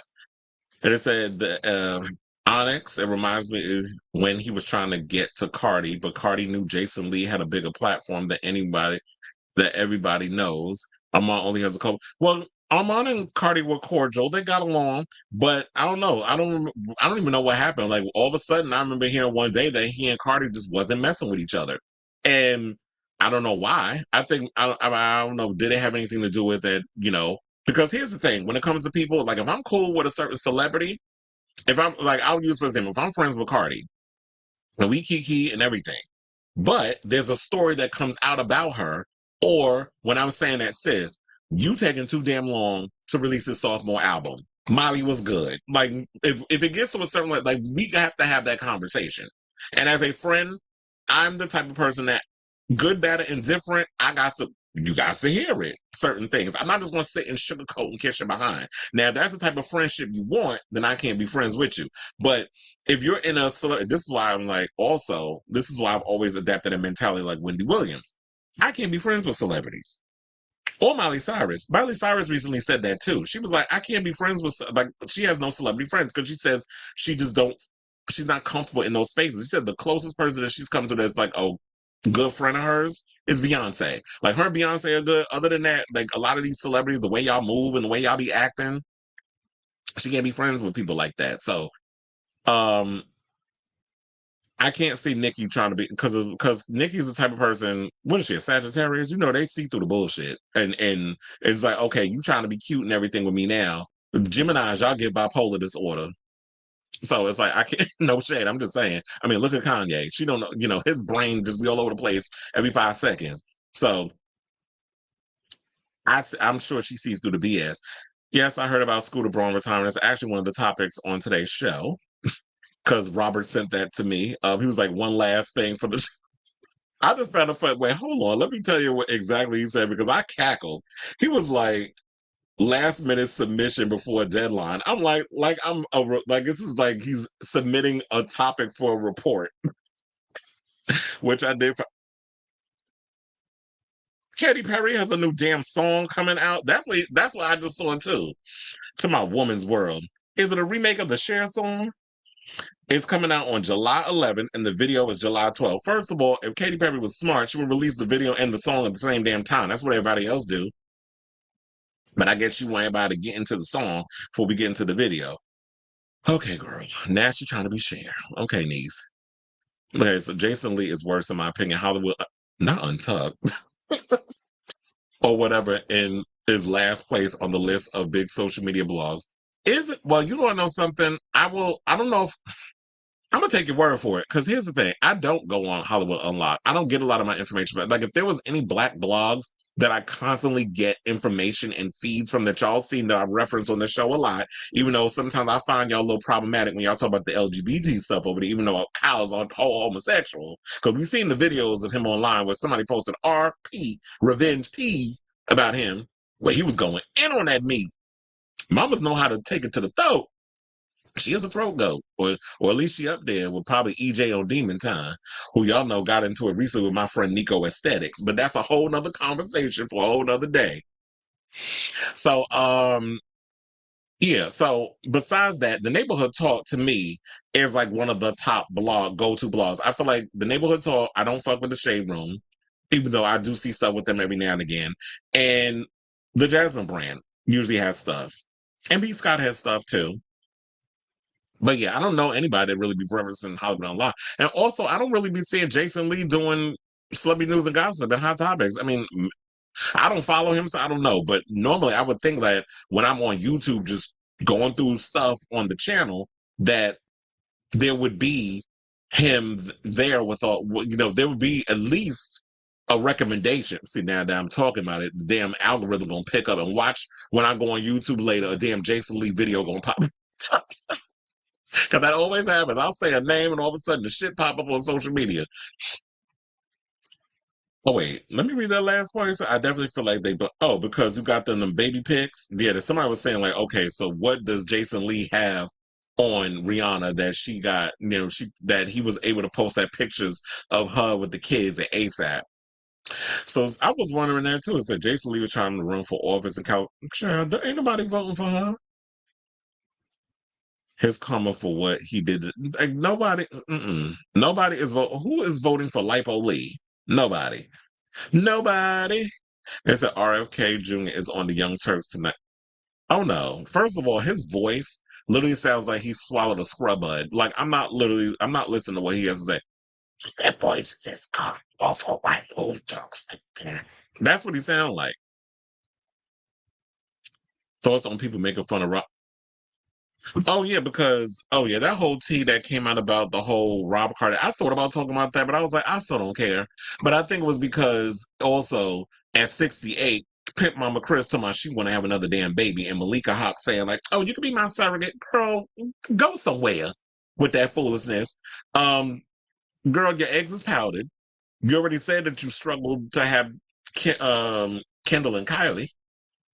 So why would you want to put your body through that? Like live vicariously through your grandchildren. Northwest crazy ass and the rest of them damn kids. You got Mason and all of them. Like live through them. Live your youth and playing around with them kids. And most recently, with Kylie having her young babies running around. So he's talking about that he can't produce sperm. He said, plus you doing the Saturday night weekly show also. Yeah, you know what? That was no shade. That's why I had to start taking matters into my own hands. And this is no shade to my ex-producer. He and I are still cordial. We still speak. But at one point, I think I will say this: the part on my end, what I should have did was like told him that I was going off doing my own thing. I just decided, fuck it, I'm gonna do it because there was some issues that I had where it was just like, you know what? I'm getting frustrated doing a Saturday night show, not having control over the narrative and what I wanted to do. Yeah, I'm producing topics, a lot of topics, but it became overwhelming. But a lot of people liked all the big topics that I was doing. So I was like, you know what? I'm going to just take the matters of my own. My friend was just like, so I spoke to a friend of mine about it. And he was like, why don't you just do the damn thing yourself? I think for a long time I was afraid because I was like, oh, I don't know what I'm doing. And you know me. Well, I was going to say, you know me, but you probably don't know this about me. But it's like, well, I guess being a Virgo, we don't like change. We don't like trying to do new shit. We like to just stick to what we do and just put up with it. And I'm spending all this money out of my pocket and I'm not happy with the product. And I'm just like, let me just get on the line and do this shit myself. Let me see how it goes. So I was like, let me subscribe to StreamYard. Let me see how it works. They give you a 30-minute tutorial. I learned literally, and well, they give you a tutorial. I learned within 30 minutes how to put this shit together. I was like, let me just try it out. Let me test it. You know, it started, how the show started out is how it started out. But now we're in a whole nother place and the show has progressed in a way. And I feel like since, and I've noticed this, doing it once a week, a 3-hour show, whatever the case is, you're right. It didn't help. When you do a show multiple times a week, the algorithms catch on and then you gain a whole perspective. After I took matters into my own hands, I'm almost at 1K view. I mean, not 1K view, 1K followers, which I'm trying to get to that by the end of Pride. So if y'all can, please like, subscribe. I'm saying it to be, I'm laughing, but I'm serious. So you guys are definitely helping me out. Now I'm at a place where I can even monetize a channel. I haven't started doing that yet. I'm going to start working on the super chats and all the other stuff and the super stickers. But like I said, if y'all want to throw some money in that collection plate, I did put the Cash App, the Chris Avalon, at the bottom, just to help out and show y'all support. Because, you know, everybody else is doing it, so why can't I? There's no shame in my game. So, yeah, it definitely helps. So I would love to do a Monday through Friday show if I wasn't so busy and I was really at home, not working. I could truly invest. If I knew that there would be a place where it's like I can make an income solely on doing this, I would do a show Monday through Friday, and it'd be a lot shorter-ish. But then again, I'm thinking because it seems like we have these big conversations in between topics, the show will never be an hour because you guys, what I love about doing this show is the fact that a lot of y'all are in the comments and we interact with each other. That's the thing I love about doing this show, is the fact that when y'all are in the comments and it's more like the vision I always had in my mind is I always saw this show as sort of like a conversation between me and the people that are at home watching. I don't want to call y'all my fans, whatever. I hate the word fans. I just feel like we're family. So we'll go with that. Or I need to come up with a name, like, you know, the Swifties or the Beehive. I was going to say the Avaloonies. Because we all a little crazy, right? So I gotta come up with we gotta come up with a name for the people that watch the show. But it's like, yeah, I said like we're family, we're friends. Hey, like let's call it a primos, cousins. Somebody called me that yesterday at the at the Fade concert. It was like, called me primo. I was like, are we cousins? I'll go along there. First of all, he was cute when he said it. But anyway, so it was like Netflix. Did they? I hope so, because we definitely gonna get into the Noah Schnapp conversation because that's coming up. And it said final season be asked now to be a I just wish they would just put Stranger Things out already. I'm so over. Look, y'all. First of all, y'all took too damn long to release this final season. Just put the shit out already. At this point, don't be talking about my fake house in Colorado. Shit. Or damn, what was the name of is it the Alps in Colorado? That might be, because what was the place that Kyle and Mauricio always go to when they go to Colorado for the snow? That probably is it, the Alps. My little vacation home, away from home. It said, thank goodness. It's one thing to be a Zionist, but another to defend the Israeli army and what they're doing to Palestinians. Hey, Sailor Mermaid was in the building. So I saw Ricky.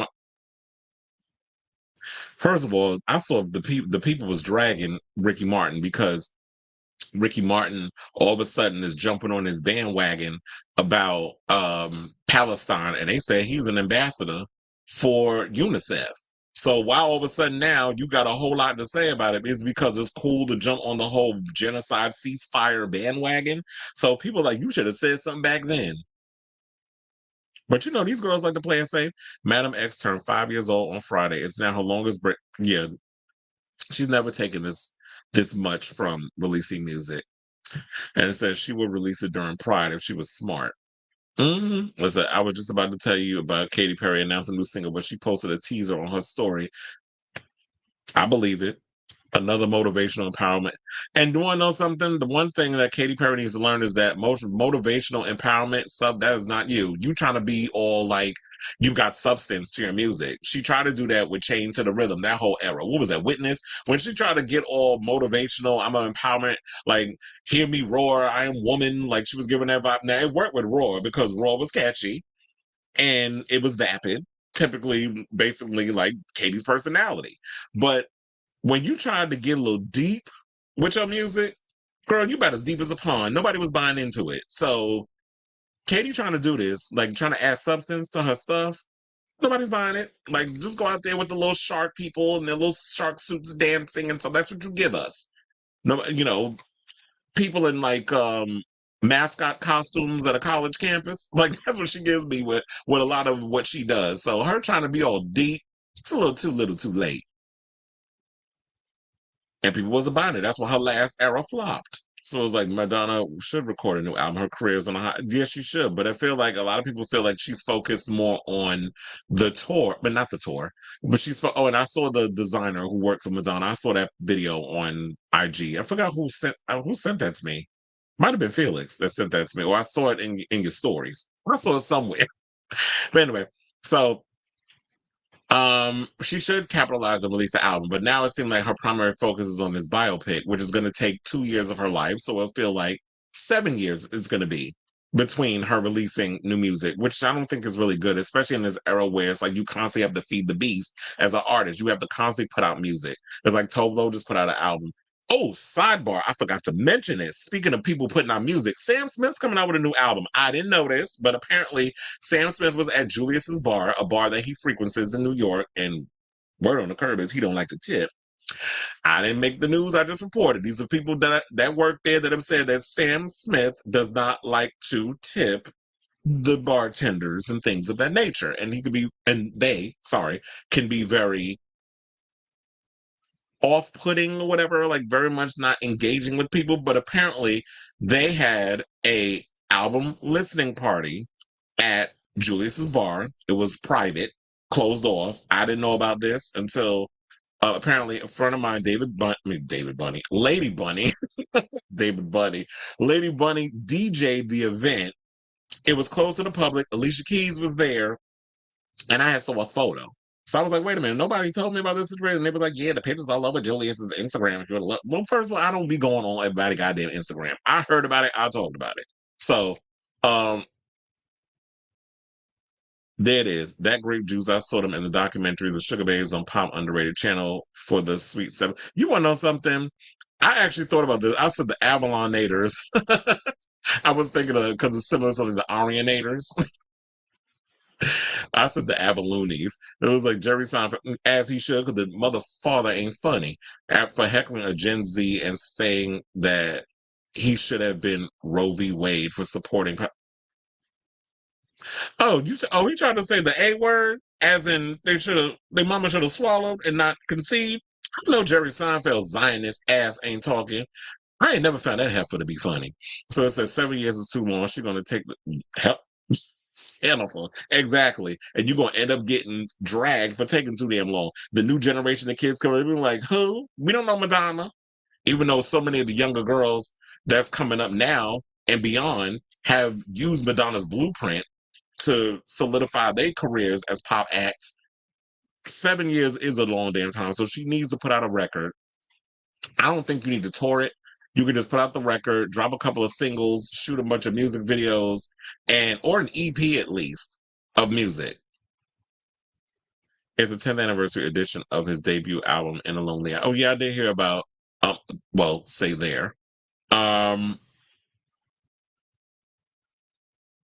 Is it Blade?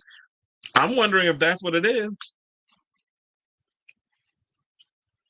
10/23/2026. I'm like, is it Blade? Because that's the word on the curb. They out of a director.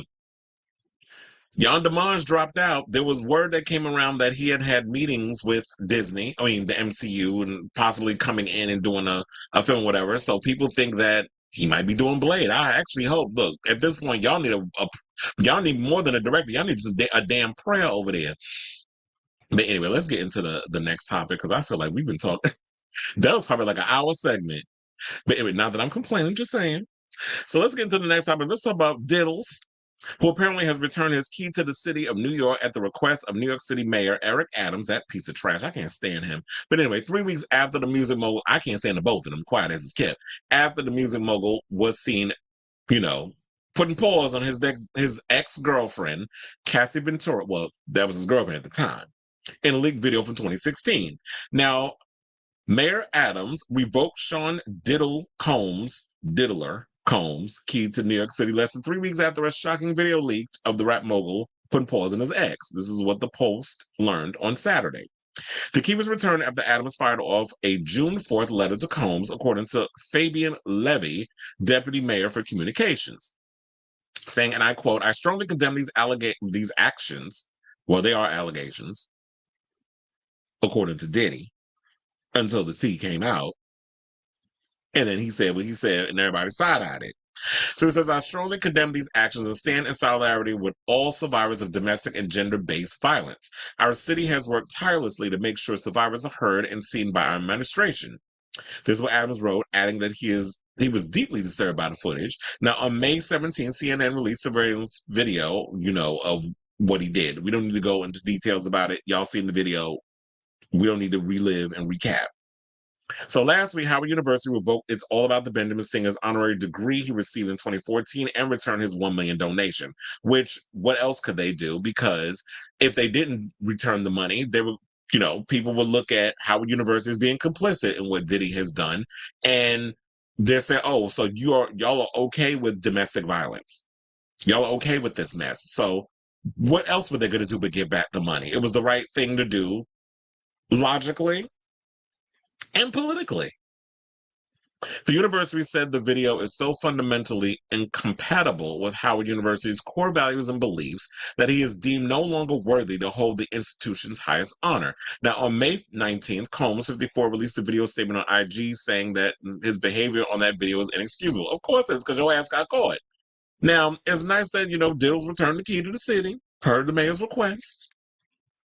And sidebar, isn't there some tea out about Mayor Adams allegedly SAing someone back in the 90s? So what's going on with that case? Like, that's what I want to know. So at this point, it's like, I'm not surprised by this tea that came out. It's long overdue. There's probably going to be a domino effect of a lot of whatever contributions that Diddy has given in regards to like money, degrees, honorary, whatever's that they've been giving him. I'm sure all people are going to be having their hand out talking about, okay, we need it back.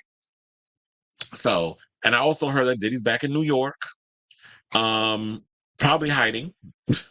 And, I feel like at this point, it's like, regardless of the way the pendulum swings, he's done. His career's done. Nobody's fucking with him no more. The chickens have come home to roost. It's about damn time. I'm glad that, he's finally getting his comeuppance, because Diddy's always been the devil, in my opinion, on how he's treated and done a lot of people in the business.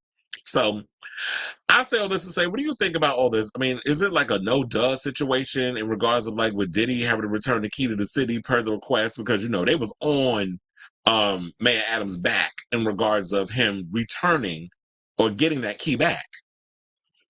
Like I said, I wouldn't even give Diddy keys to my damn car, let alone a key to a damn city. So let me know what you guys think of this story down below.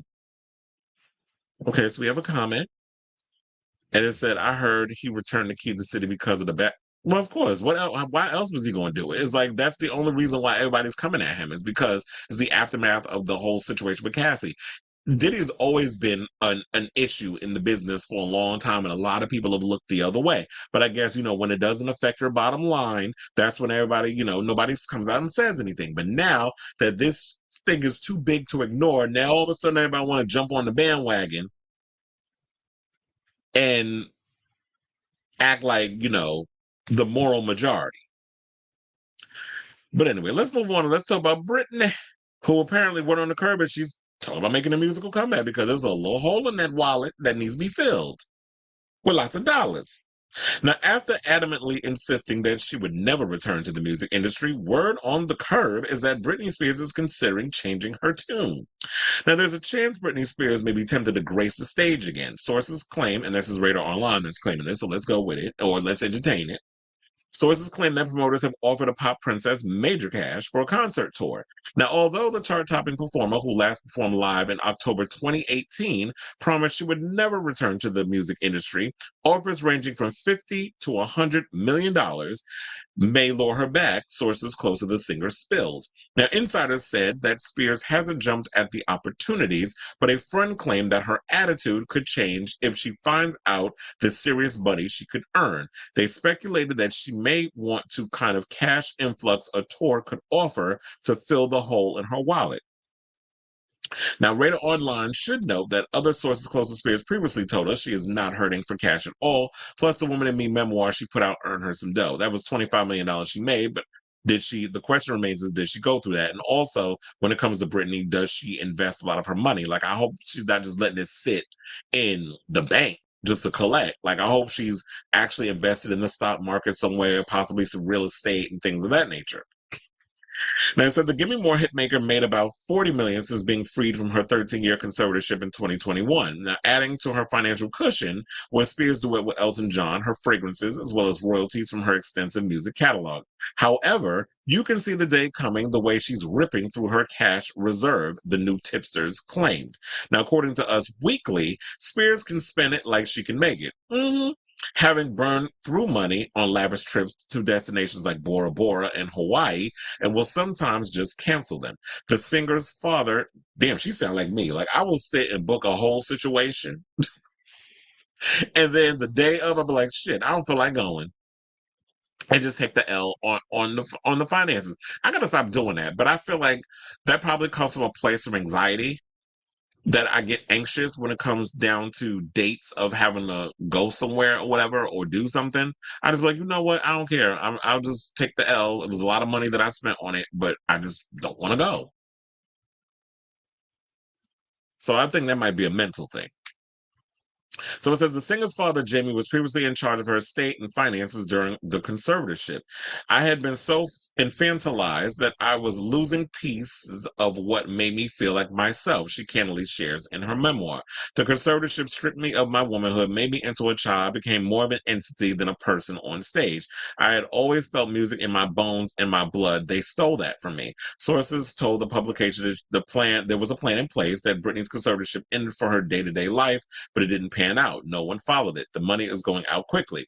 So here's the thing, what I want to say on this whole situation. So I get that she feels in a way that the conservatorship stripped her of her womanhood, and that she loved music and music was always in her bones, and that the fact that they stole that from her. However, I feel like this is the perfect opportunity, Britney, for you to get that back. Take back your womanhood. Take back that power that your father and all those people that had you in that conservatorship stole from you.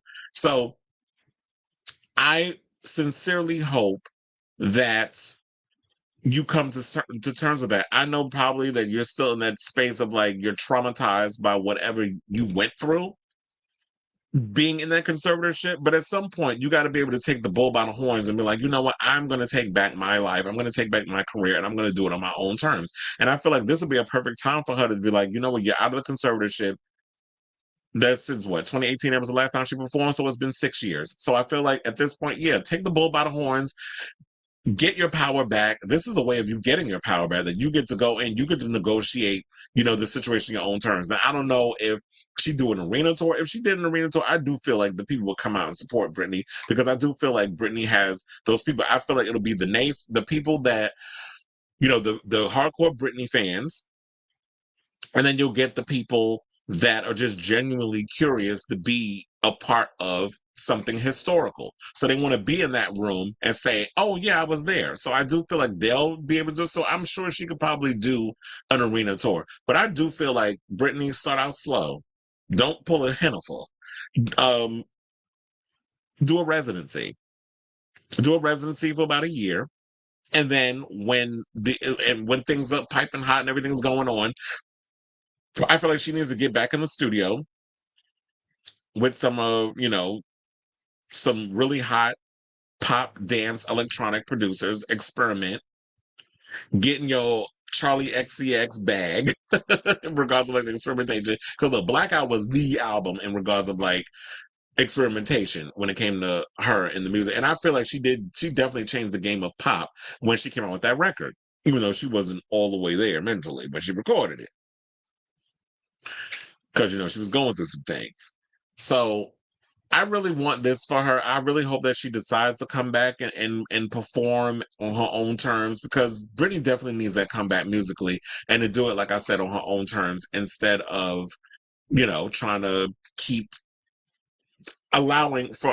instead of allowing herself to just be held prisoner by her trauma from her past, be it the conservatorship and all that other stuff. So I really hope that all this is coming true. Now, there was also a story that came out that she had did a song with The Weeknd, and there was also rumors going around that she was initially offered Popular before Madonna took a stab at it.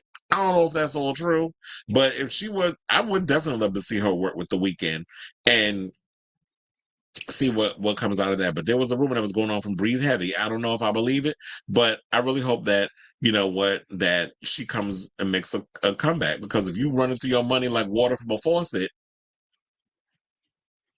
and that you worked hard for your money and all the other stuff, but if you running through that money like that, then it might be time to kind of come back and fill up them holes. But anyway, I say all this to say, what do you guys think of this story? I definitely want to know your opinions in regards of this. Do you believe that Britney? Do you believe that Britney is wanting to make a comeback in the music business and wants to drop? Because this is like the second time I've heard about her possibly jumping back in the music space. Because, like I said, there was a story that came out maybe a week or two ago about her and The Weeknd. Now they're talking about she wants to come back and do a live tour, and everybody knows that's where the money's really at. So let me know what you guys think of this story down below. Okay, so we have comments. Onyx says Britney should come back to music. The Charlie XCX rumors gave us, you know what, and definitely I need her. And it's funny I said getting her Charlie XCX back. I definitely think that Britney should sit down, work with, maybe get AG Cook, but also kind of straighten, like fatten out the music, so you can take that hyper pop sound and take it to the next level. And work with Charlie on writing some songs, because I could definitely see that Charlie was truly, she gives me like Britney was someone who she was inspired by when it comes to making music. Because Britney always came across as, she does come across like she was manufacturing and stuff, but there was a point in her career where you basically saw that she was like kind of like that free-spirited sex kitten type, like that, like she was in her I don't give a fuck bag. So oh yeah, but then when she called Charlie a nobody, I said, sis, don't do that, because Charlie's having a career. She's finally getting her flowers in the music business. And I did see that people were getting mad to them. Well, because in certain comments where they were talking about Charlie and how she's doing things the right way, like she's making and I miss when artists would do this. They would make spontaneous appearances at like nightclub. Like when you would drop an album and it's a dance record, they would show up at a club. The DJ would play the music. They'd be up in there, like that was their way of getting with the fans on the other stuff, or like what certain celebrities would do back in the day, like Madonna. When she came out with a record, she would do a promo tour or whatever, and she would show up at like the Roxy. Damn, I missed the Roxy and Webster Hall. Webster Hall's still around, but she would show up at Webster Hall, or like when Janet would show up at Splash. Damn, I missed Splash. So when they had certain artists that would show up and they would be up in the clubs and they would do like a little promo performance. And I was like, I miss those days. And it do seem like that in some form, they're bringing that back. So I kind of would love, I definitely miss that type of dynamic when it was like a way of interacting with the fans and how they would release music in that way. And now it's like I'm living nostalgic in my brain as I think about this, because those were the days, especially when you see a lot of these big name celebrities. They would show up at a lot of the gay clubs that were popping in New York, and that's how they was promoting a lot of the music. It says Britney definitely has more eyes on her than. That's a fact. And because Christina went and signed a deal with a smaller subsidiary at Sony, but I don't think people care. But that's ex-Tina fault, because she, with that attitude, the day her book came out, she had a lot of recertification. We might make fun of her, but she has a solidified fan base. That's true. I said Kim Petras, Slater, and Charlie have all said Blackout is their favorite album of all time, so she should step into that experimental pop lane. Absolutely. And Blackout, in my opinion, I mean, I do like Femme Fatale because it was full on. That's like that gives me my full on electro pop, dance pop fantasy. So I love all the songs on there. Drop Dead Beautiful. Damn, what was the song that we was talking about that we played? Oh, Selfish. That bitch, that should have been a single. So I love Femme Fatale, but I do agree that album, Blackout, that gave my life. Shout out to her working with Danger, because Danger really put his foot up in that album. Timbaland wanted to work with her, but she was like, I ain't working with him. Probably because he was working with who, the one that's out on that tour that brought out that album nobody cared about. So, but I do agree. Kim Petras, I like Kim Petras. I like Slater. And of course, I love Charlie. So yeah, it's like everybody looks at Blackout. Blackout was like, that definitely changed the game in regards to pop music. And it said Popular just reached 1 billion streams on pop. Oh, you talking about Britney? Oh wait, by not being on that song. So but look, it worked out for Madonna. I think she wants to make sure her money don't come for her. Well, maybe that could be it too. Maybe she's waiting until the stuff stops with her having to pay child support to that fat ass ex that she was with, Mr. Popo Zal, and them ungrateful ass sons she got. And that's probably why she don't want to, she's probably going to wait until that expires, whenever that is. It's probably going to be soon. Oh, wait, it might be soon because aren't both her sons like, are they born in August or something? I think one of her sons is a Virgo. Ill, we don't want you. I think one of them was born in September, another one was born. So I think they're like close, and they are close in age. I have to check on social media, but if wait, hold on, let me do that now. When was Sean Preston born? He's a Virgo, September 14th, 2005. Now let's see. When was Jaden James born? Not a girl. Fedeline. I probably got to put in Fedeline. See, the other son came up September 12th. Damn, they both Virgos. You got September 12th. Yeah, and they close in age. And we Virgos, we shady as fuck. So, she probably gonna wait until September. So wait, what year is he? That's September 12th, 2006. That makes him 17. And the other one, September 2005. That makes him 18. So, but we already know that Kevin pulled that little slick shit and decided to move to Hawaii because he knows moving to Hawaii, you could extend the child support payments. They ain't moved there because it was cheaper. I know people that live in Hawaii. I work with them in the circus. But anyway, let's move on and let's talk about Hennifer and the other Hennifer. That would be Garner. Well, that'd be Jennifer. The other one, because, Taco. Taco. South Park started it. But anyway, so Jennifer Lopez is tired of trying to save her broken marriage with Ben Affleck. She is already planning her next steps, including the return of her tour in 2025. So they're not putting it to bed. Word on the curb is they're going to come back with the new, she's getting back into the music game. And she should. First of all, she should invest. Girl, you need to invest in your whole musical situation anyway. You really just thought that the same people that were supporting you back in the day was going to still be there. People move on. And you wasted 10 years of your music career not giving people stuff, and that's why your music flopped. Well, that and the fact that nobody wanted an R&B mid-tempo pop album from you singing a bunch of damn songs about a relationship some of us knew wasn't gonna last. I don't make the news, I just report it. The Catch and Release star's visit comes days after she popped by to celebrate their son Samuel's middle school graduation. Now, we did talk about on the show that or maybe we didn't. I don't remember if we did. But did we talk about, y'all gonna have to refresh my memory. We talk about Hennifer on here so damn much, I be forgetting the TV spill. But in case y'all don't remember or aren't aware, Hennifer and had showed up separate with the twins, Max and Emmy, to Samuel's graduation because I think he graduated middle school, whatever the case is, about to go into high school. So Ben actually had a party for Samuel at the house that he's staying at, not the house that he and Jennifer own, that big one with all them damn bedrooms and them bathrooms that they talking about, that he want to be close to the kids, which from what I'm hearing, based on the logistics, that house is not that far from where Jennifer Garner lives. That was some BS. And I said that from the beginning. I didn't buy that story with the reason why that they wanted to go there separate, that they're trying to sell the house for them reasons is too big for her. Child, we all know how big Jennifer Lopez's ego is. You really think she's going to downsize? Or the house was too big for her? That whole house felt, all them rooms probably ain't enough to fill in all that ego she had. So I wasn't buying that. And then the fact that he wanted to be closer to Jennifer Garner and them kids. Or as Mariah Carey would say, them babies. Now, Garner 52 was photographed letting herself into his gated Brentwood, California rental home driveway in a black sedan. She wore a cream sweater and let her brunette hair down. Why do I feel like I'm reading a romance novel?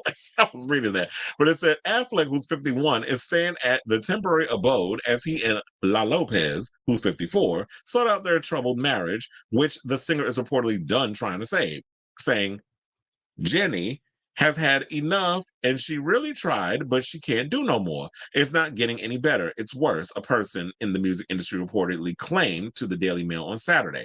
Now, similarly, a person close to the Oscar winners camp told Page Six in May that he's had it officially with their union. I put the officially in there because I was thinking about detox. So it's like, if there was a way to divorce on grounds of temporary insanity, he would, the individual told us. He feels like the last 2 years was just a fever dream, and he's come to his senses now and understands there is no way this is going to work. Garner, meanwhile, has reportedly been supportive of Affleck and has even tried convincing him to save their marriage. Yeah, because what she don't want is all that burden that she had to deal with being married to Ben with his addiction issues and things of that nature, that she has to come and pick up the pieces. Remember that infamous picture of him in the car? 3 sheets to the wind, mouth all open, passed out while she driving? Because he's a mess and got a lot of demons he need to windmill with his therapist. So they said she fully supported their relationship and wants nothing more than for him to be happy. This is what an insider claimed back in May. Now, despite efforts from all three parties, Affleck and Lopez are seemingly moving toward a separation as they have reportedly been showing their $60 million marital mansion to potential buyers over the last few weeks. They also maintain their distance from each other as they both attended 12-year-old Samuel's graduation on Wednesday morning. At this point, the stars are living separate lives, according to a source of Entertainment Tonight. They went into their relationship very optimistic and thought things would change, but they haven't. Now, Affleck and Lopez tied the knot in 2022, about 20 years after they were originally set to walk down the aisle. Now, I know this is all cute or whatever, that, they thought this would be a great little fairy tale because Jennifer Lopez believes in Disney fairy tales and all that other smoke and mirrors and all that bullshit. Then the reality hits, and it's like, girl, you trying to sell this fantasy of whatever the case was, like, nobody's buying into it. Like, it's a bunch of bullshit. Like, this is not how relationships really work. And I feel like I don't even know what the cause of the situation was. A lot of people said that Ben pursued her shortly after she was in her, I guess her relationship with A-Rod was deteriorating because word on the curve was A-Rod, who I guess stands for asshole, because I've told y'all a story that somebody I know actually worked an event where A-Rod was there and he was a complete a-hole. So I guess it's a-hole Rod. And it makes sense that Jennifer Lopez would get with him because egos are similar. Based off of, if you hear the things from people who work in the service industry that have said that Jennifer Lopez is not the nicest person. And I think that also hurt her when she came out with that. We said it ad nauseum on this show. The This Is Me Now rollout basically turned a lot of people off. Nobody was buying the movie musical, whatever the hell you want to call it. Nobody was buying into the documentary. Nobody cared about the album. They felt she was overexposed. Not any more overexposed than Taylor Swift, but y'all live for her. But Jennifer all of a sudden comes out with all this stuff and people got an issue. And then on top of that, it was like, with her trying to be so real in that documentary, it just sort of this huge firestorm on TikTok where everybody was just going in and letting have, and everybody was sharing they mean girl stories about Hennifer. Which we've heard the stories over the years, but it just became like this one big pylon. And I think it's because she tried to come across as real and authentic. And even though those stories were always out there, I feel now because TikTok, social media, algorithms, people are all of a sudden are willing to receive the information now. So that's why I feel like this is where she is. And instead of her trying to rehabilitate her image, Hennifer's still living in her little bubble and is just doubling down on, stuff and making people feel like, well, we were right about her. So I say at this point, I kind of felt like the final nail in the coffin was in this relationship a long time ago. I see, Hennifer is trying to make this shit work with Ben. I feel like, they both were on this high. She has an addiction to being in love and marriage and all that stuff. It's the endorphins. But they said, like, when it comes to Leos, if y'all can't meet each other in a certain type of place, you have to keep each other. They like the validation. They like keeping that whole situation going. If you're not fulfilling them with what they need, they move on to the next thing. And I guess Ben was head over heels and thought that, you know what, I was reminiscing and thinking back on all the things that she and I had together, and those were the good times, and that was the thing I love about her. So now I want to revisit that and see if there was some change. And I guess he looked at it as like, you know what, this lady ain't changed, and maybe realized that he was in over his head. And this is why I always say people are exes for a reason.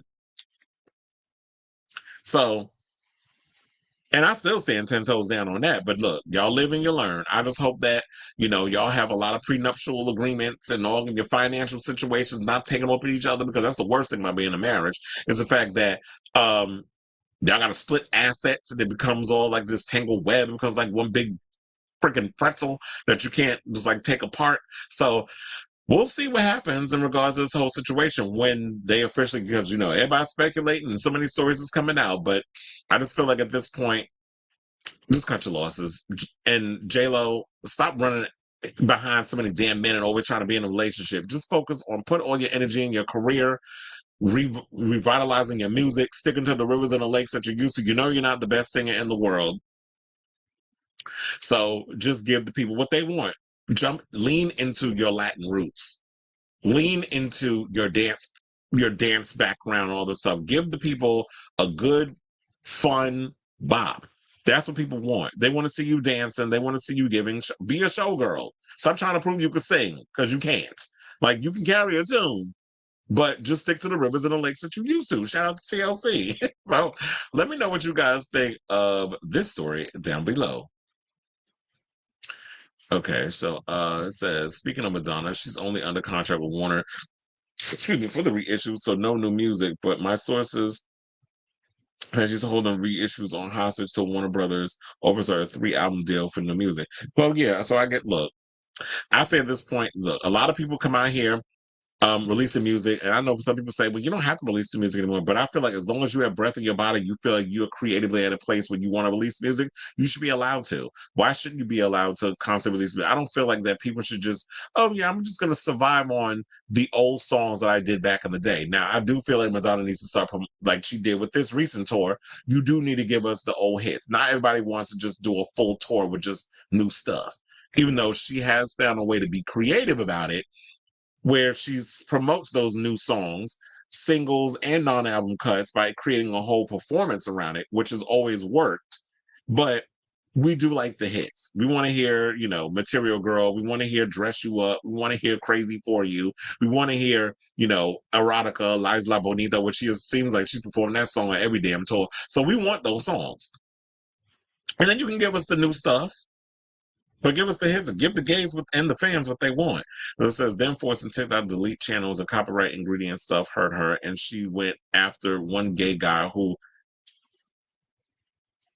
are you talking about? Madonna? Or you talking about you talking about Hennifer. It's about forcing dicks. Oh yeah, because it was like when you going after TikTokers, when you have to realize, and I don't think she's realized this, because that was another thing she hasn't done either. That's smart that Madonna's done.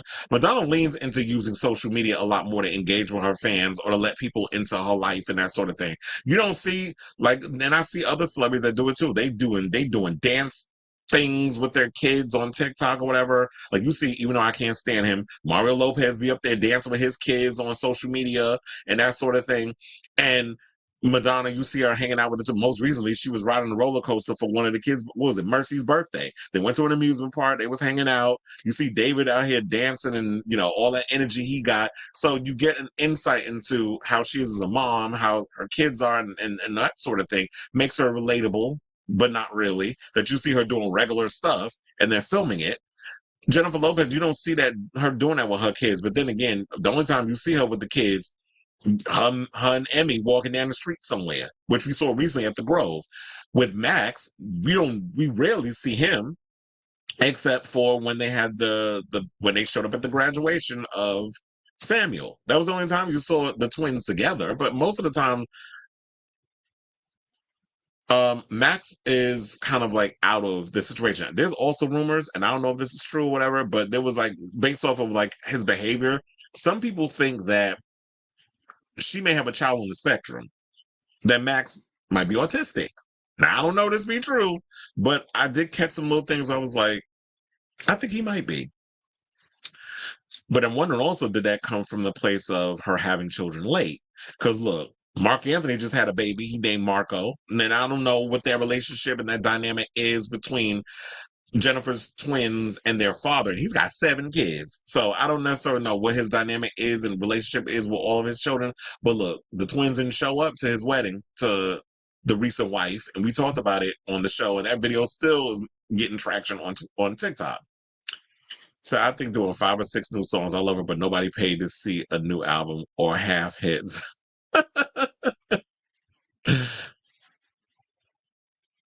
Child.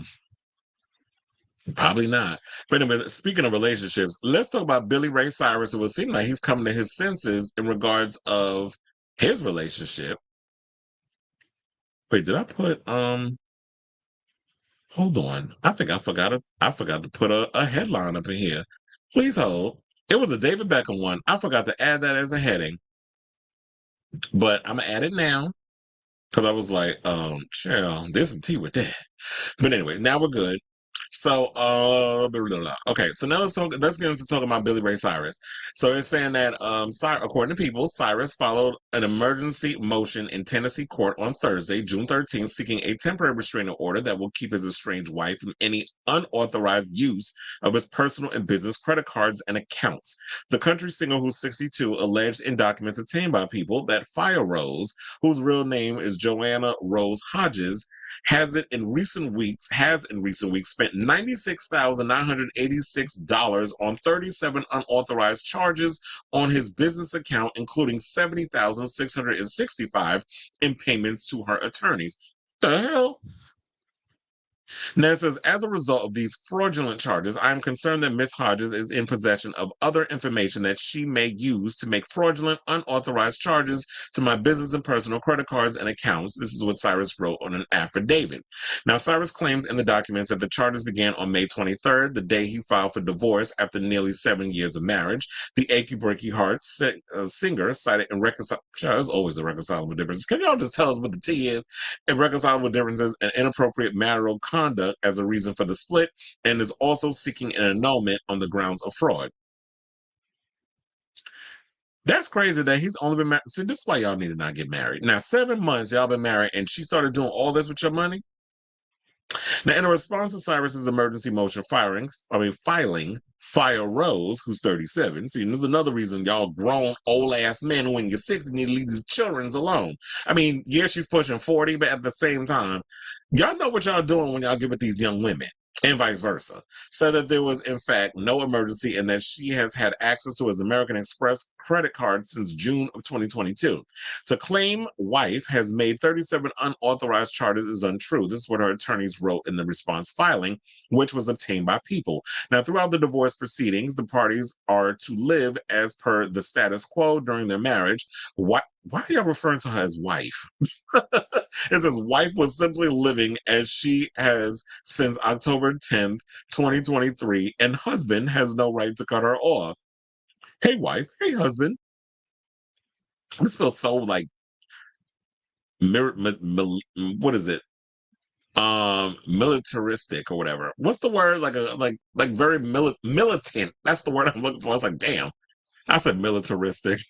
But I will make up a word on this damn show.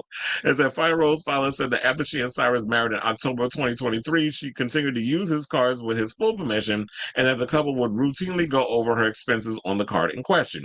Now, Cyrus's motion, meanwhile, alleges that he and Firerose, a musician, do not have any joint accounts, credit cards, or real estate, and that neither party was ever an authorized singer or user on the other cards or accounts. He also claims that she owns real estate in Los Angeles worth over 7 figures and that she has more than $500K in liquid and investment assets at her disposal. And here's the thing. I understand that Billy Ray Cyrus is the bigger artist and they say she's a musician, everything, but whatever happened to y'all being out here using your own money? Because here's the thing. One thing you will not do is try to throw in my face that you taking care of me and all this other stuff. Every relationship, you should have your own FU money. You should always have your little side money and your own stuff. And then if I could use a card, I will. But that's not going to be my only source of whatever. It's like all of a sudden, because I'm with this more famous celebrity, he got it. So let me use up his card. Let me spend thousands of dollars. It's like, nope, I'm going to use my own shit because you ain't going to throw that in my face. But people don't get smart that way. Now, the couple reached an agreement in court shortly after Cyrus filed for divorce that determined Firerose would move out of his home immediately and he will provide her with financial support for 90 days or until the dissolution of the marriage, whichever comes first. The former Hannah Montana star is making his estranged wife is asking his estranged wife to refund or return anything she bought with his business credit card.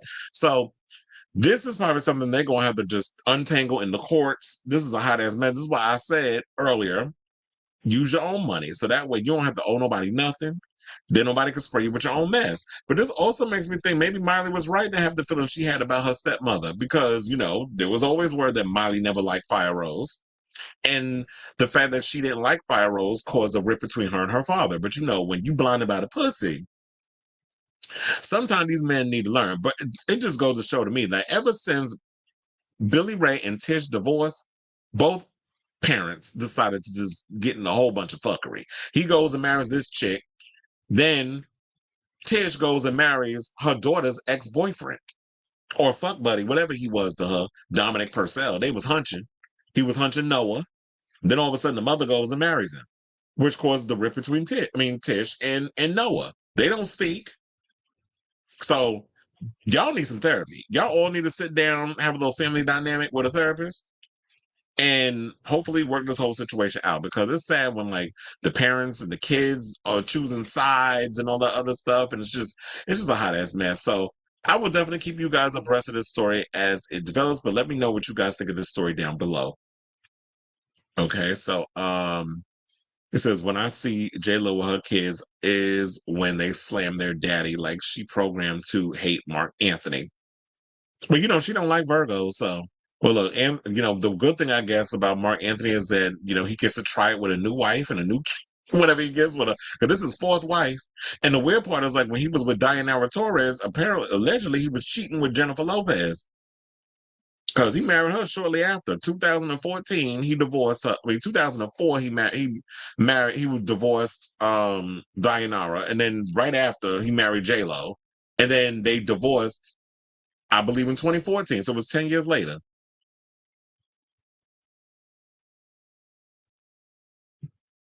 Yeah, because it's 2023. And them kids like, what, 16? And it says, you said, when I see program that hate Mark Anthony tour, so she had to be the mom and the dad. If you saw her Father's Day announcement, I think she's ready to announce the music, and she doesn't have a tour, as she already did a tour, but tall shows.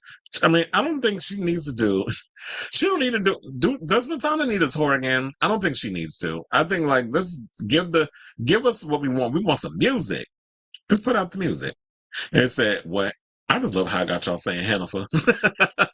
It said, what Hannaford needs to do is be single for a while, but she can't because of her ego, but it's not good for her kids. So I said that too, and I'm glad you brought it up. The fact that it's not a good thing when you're constantly jumping in relationships and you're bringing the kids into it where they become immediately attached to other people's children. Because when she got with A-Rod, A-Rod got a daughter or more, I think more than one. I don't keep track of how many kids he got. But when she was with A-Rod, the kids got attached to A-Rod's child or children. She gets with Ben Affleck.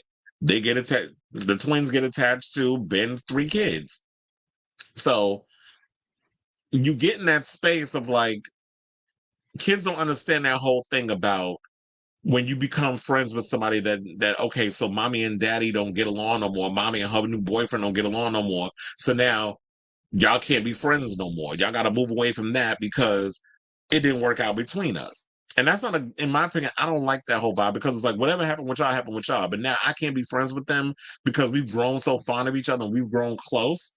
And I'm like, and it's like we have something that we relate to on so many things. Like I used to have like, I think when I was younger, I used to have like, not because my parents have been together for like a long time, but it's kind of like when you make friends with people and then you don't want to like lose them. You want to hold on to that friendship as much as you possibly can. And I used to get really sad when I would have close friends and stuff. And, when I was growing up and going to camp and like, the 90s and all other stuff. And I would make really good friends and we would climb trees and do all crazy shit.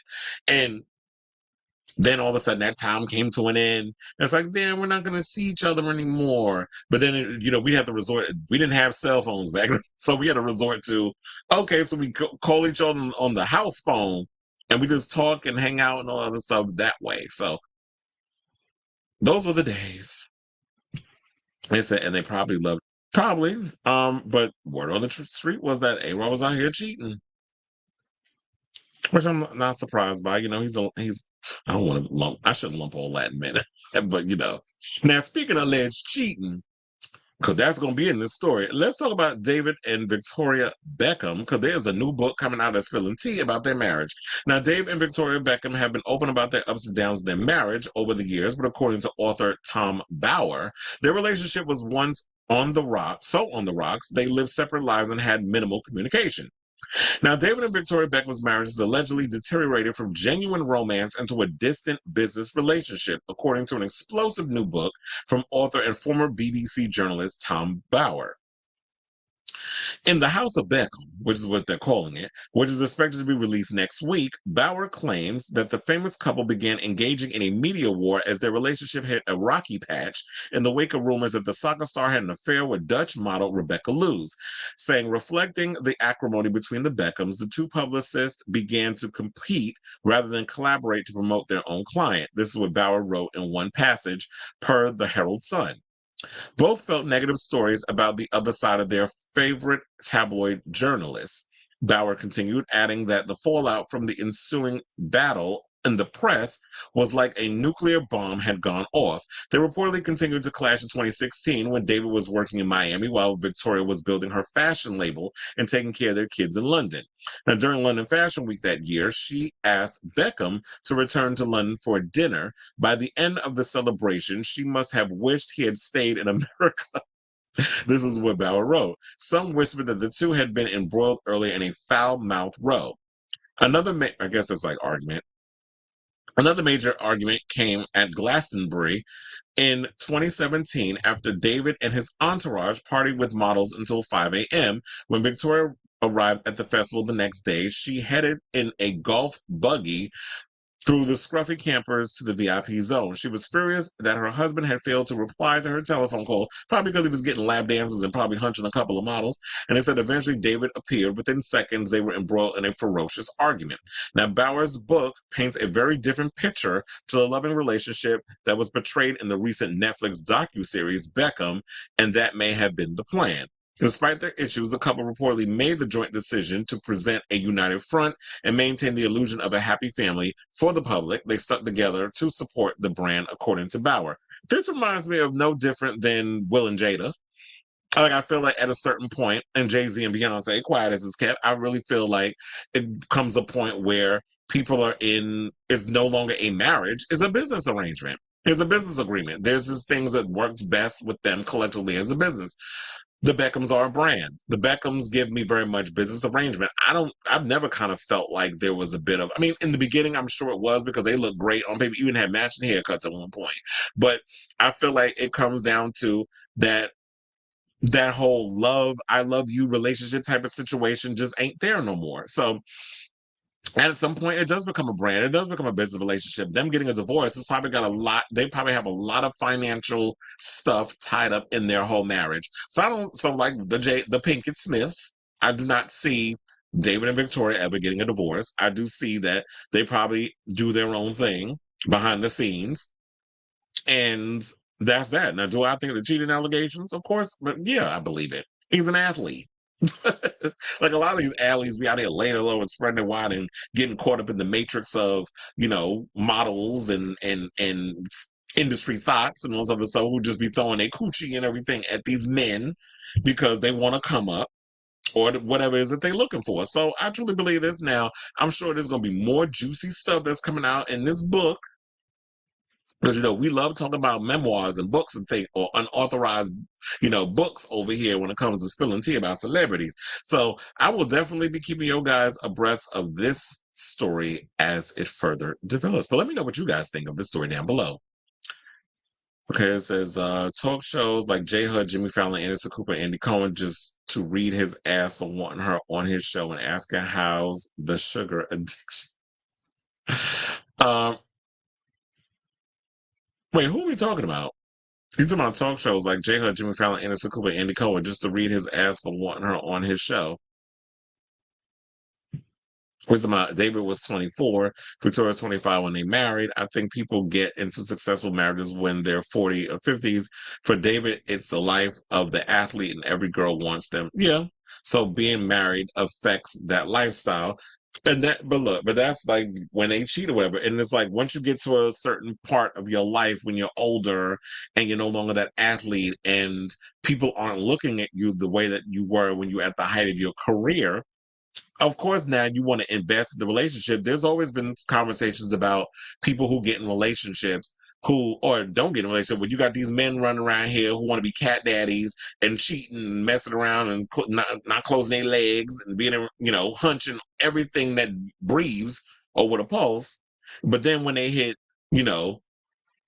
mid-age, when they get to their 50s or 60s, then all of a sudden they want to settle down because all that thing about them when they was hot at the time ain't hot no more. So now they want to settle down and be in a relationship. So anyway, let's move on and let's talk about Madonna, since we was talking about her earlier. Now we have someone who worked behind the scenes on her wedding to Guy Ritchie, who's spilling tea. So now, while promoting her remix for Finally Enough Love, 50 number ones last summer, Madonna famously said that getting married was maybe not the best idea. Now, shout out to Queer Tea for this story. The 65-year-old singer has been wed twice. The first time was to actor Sean Penn from 1985 to, 1985 to 1989. And the second time was to filmmaker Guy Ritchie from 2000 to 2008. Now, one thing I will give Madonna, when she get married, she do last a long time with them. Like, she was married 4 years to Sean Penn and 8 years, 8 years to Guy. Now, both marriages ended in divorce, and Madonna hasn't been in a serious public relationship since, though she cycled through her fair share of 20-something boy toys. Now, Lucy Winkett is a professional soprano and the rector at St. James Piccadilly in London. In December of 2000, she received a call from someone asking if she would be available to perform at an anonymous celebrity's wedding.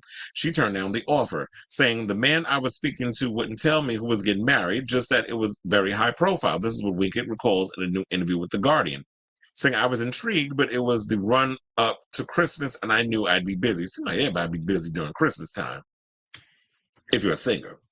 Ask Mariah. So she said, so I said no. The man wouldn't give me the celebrity name, but Winkett held firm and wanted more details. I insisted on knowing who it was before I committed. When he finally gave in and told her it was the reigning queen of pop, Winkett said that she was gobsmacked. I'm not very into pop culture, so I hadn't expected to have heard of the celebrity, but everybody knows Madonna. As a teenager in the 80s, I used to dance to her music. I never imagined that one day I'd be at her wedding. So, of course, she said yes. Now, a meeting between Winkett, Madonna, and the pianist was arranged, during which the pop goddess said she wanted the aria Caro Mio Ben by the Italian composer Giordani performed at the ceremony. The wedding was scheduled for December 22nd, 2000 at Skibo Castle in Scotland. The day before, Winkett said she arrived at the venue for a rehearsal and was confronted by absolute chaos, saying, as we drove through the gates of the castle the next day for rehearsals, there were security people with sticks, because, guns are illegal overseas. So I wish they would adapt that here. But everybody loves their guns in America. But anyway, to get back to the story, she said there were security people with sticks prodding the hedges and bushes looking for journalists. That was surreal. Florists, caterers, DJs, and others worked ceaselessly to get everything ready. Not that any of this was surprising. The most famous woman in the world at the time was about to get married. Of course, there might be paparazzi lurking in the bushes. Now, on the day of the wedding, Winkett said that she was excited but nervous, saying that I sang at a balcony, very Ava Perón. Well, it should have been Don't Cry for Me, Argentina. But she said, I sang from a balcony overlooking the guests, trying not to think about the incredible singers and the musicians in front of me, she recalls. Afterwards, I spoke to Sting. He said I had done so well and laughed that it was a tough crowd. I was starstruck. Drinks and dancing followed with dinner. Madonna came over to say a big thank you. She said it was exactly what she had been hoping for. Winkett said that she had never spoken publicly about the gig of her lifetime, even after tabloids got wind of the alleged guest list and started reporting on it. She says nobody except the 60 people in the room even know that she had been there. Until now, that is, saying I was pleased, I enjoyed it being a secret. Later, I saw a report that the singer was Luciano Pavarotti. So apparently that was a lie, because she said it was her. Now, Madonna filed for a divorce from Richie in October of 2008, citing irreconcilable differences. At the time, she was in the middle of her record-breaking Sticky and Sweet tour, during which she dedicated the song Miles Away about a relationship growing apart to the emotionally R word. So she said that. And then also, I was trying to read how much so child, the word on the street is, they said that after 8 years of marriage, she had to fork over $75 million to Richie in the divorce settlement. They said, I was sad when I heard, this is what the Wicked says, I was sad when I heard that Madonna and Guy got divorced in 2008. Not all marriages last forever, though I certainly say yes, and Madonna wanted me to sing at her wedding again. Well, I don't think Madonna will ever get married. I think she's kind of caught on and realized that marriage is not for her. And you know what? At the end of the day, there is nothing wrong with the fact that marriages don't work. Like, everything is about everybody. Whoopi Goldberg then said that. She came to the conclusion that, marriages just don't work for her. That she's been there, done that, wore the t-shirt numerous times. Marriages don't fit. You must have quit. It's like marriages don't work for her, and she's okay with it. And I think the same thing with Madonna. Madonna's out here having her fun, rubbing her booty, her fake booty, on that fine-ass black man who's a boxer. I said, what's his name? Richard Rickapore. And I believe he is he's a British boxer. So, Madonna has an affinity for boxers. She's incorporated a lot of it into her shows. David Banda was being trained by Josh Popper before she started dating him. And now she's allegedly with this man. And child, I know he win that coochie out. Because, Madonna's Madonna. I know some people are grossed out by, she's old and all this other stuff. Why would y'all be trying to hunch her? And I'm just sitting there like, look, don't be throwing shade at Madonna for the fact that she's still out here getting it. I don't think, look, as long as she's alive, she should be able to get some. So, unfortunately, her marriage didn't work out. She had to fork over $75 million, but I think it's crazy for the fact that she had to kind of shell out that kind of money for a guy, but it happens. And I feel like wasn't that the story they also said that that was what forced her to extend her tour, because she had to have all that, she had to put up all that money or whatever the case was, but she lost out on so much money, she needed to gain some of that back. And I believe that Madonna's a billionaire. So, even though they're not counting it as her having that kind of money, but look, she bounced back. She's moved on. She's happy with her kids. She's happy with running around with these young men, because it's like, okay, well, when I'm tired of you, I can just toss you to the side and keep moving. So let me know what you guys think of this story. Were you intrigued by this whole thing of like learning a little behind the scenes tea between her, the wedding with Guy and all this? I wonder how he was at the wedding. Like, we know, like, she said that Madonna was very gracious towards her in regards of like, her performance and all other stuff, but I wonder if there's any more behind the scenes tea that went down, at that wedding. But let me know what you guys think of this story down below. somebody was calling me in my live. I was like, I'm not answering the phone. Like I was my phone, my watch was vibrating. My phone. Like, child, I'm live. No, I don't. It's do not disturb time when I'm doing a show. So, let me see. Oh, it said married affects that lifestyle, but now that he's with, oh yeah, you said about David Beckham. Madonna, oh, you talking about Madonna. It said for what happened with Giselle, Tom Brady retired, got bored, and wanted that life, but it wasn't the same. But he said, you fucked it up when you said, I wanted to unretire. Yeah, they had an agreement, and he wanted to go beyond it because it's like, when you look at Tom Brady, long head ass, it's like, who am I outside of playing football? And to me, it's like, there comes a point where you got to know when to hold on, know when to fold on, know when to walk away, and know when to run. Because it's like you can't when you're an athlete in those spaces, that don't last forever. You 40s, mid 40s, and I just don't feel like you're as able to keep up with it as you were before. But then also, I think a lot of athletes need to figure out, like, okay, when you're on that high, you're like the GOAT in football or whatever sport that you're in. You need to figure out what is your future, or what are you planning on doing once this time comes that you are no longer valuable to the sports industry? It's like Guy Ritchie didn't want her to work. Similar to, it seemed like we was talking about with Hannaford and Ben Affleck. You want to turn you regular ass men, blue collar working men, because Guy pretty much gives me that. And Ben Affleck is from Boston, so that's a whole blue collar background that he grew up in. It's like you want the woman to sit at home, birth the babies, and have the pot roast ready by when you get in the house.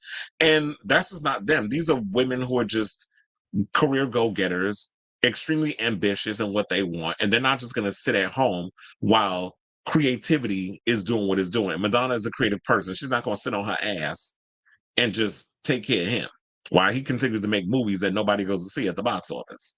And that's no shade. I'm just talking about the box office in general. That Gentlemanly Warfare movie flopped. It was a movie that came before that flopped. There's been a plethora of movies that Guy Ritchie's been releasing over the years that has not been doing well financially. Yet Hollywood continues to give him money to make movies. And not saying he's a bad director. It's just that people just don't care. Or he's probably like a I feel like he's a cult. He has a cult following from his marriage to Madonna that he don't want. They're saying that Ariana Grande is the second best album of 2020. Huh? What? Child, get out of here with that. I know it's not you saying it. You just going by what they're saying. First of all, I found Ariana Grande's new album to be an extreme bore. Kind of like, I like Dula Peep, but I was bored with her album. I like Tovolo's EP, but sis, you need to give me more than 4 tracks. Like, I need more. It's like, what was that? And I love the video, butt eating and everything included, because it's in the video. If y'all watch it on the YouTube, go ahead and watch it after this, of course. But I just don't see. No, that album is boring. Taylor Swift's album is a bore. I listened to Bormani, child. I turned it off at the 4 tracks. It was not giving. I was like, girl, I've heard this, but from other artists. Like, her album I found it boring. I was listening to it yesterday. I was like, thank you, next. In the words of Ariana Grande, since we're using her as a reference. So I think Madonna learned she's not the compromising type to please men. After that's what she made a career not to be. I don't feel like she needs I mean, that's the thing about relationships. Relationships about compromise. I'll compromise in other ways, but I'm not compromising my career. I'm not compromising me being, a woman because you want to stick with old-fashioned values. Like, we're not doing that. I didn't think Ariana, it wasn't. And I listened to it once too. The only song on that album that I say was, The Boy Is Mine is cute. The video felt anticlimactic, like the song. The first single that came out that ripped off Cold Hearted Snake from Paula Abdul, that song is cute.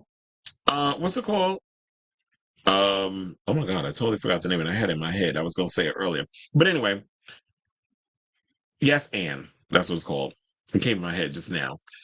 I will say this.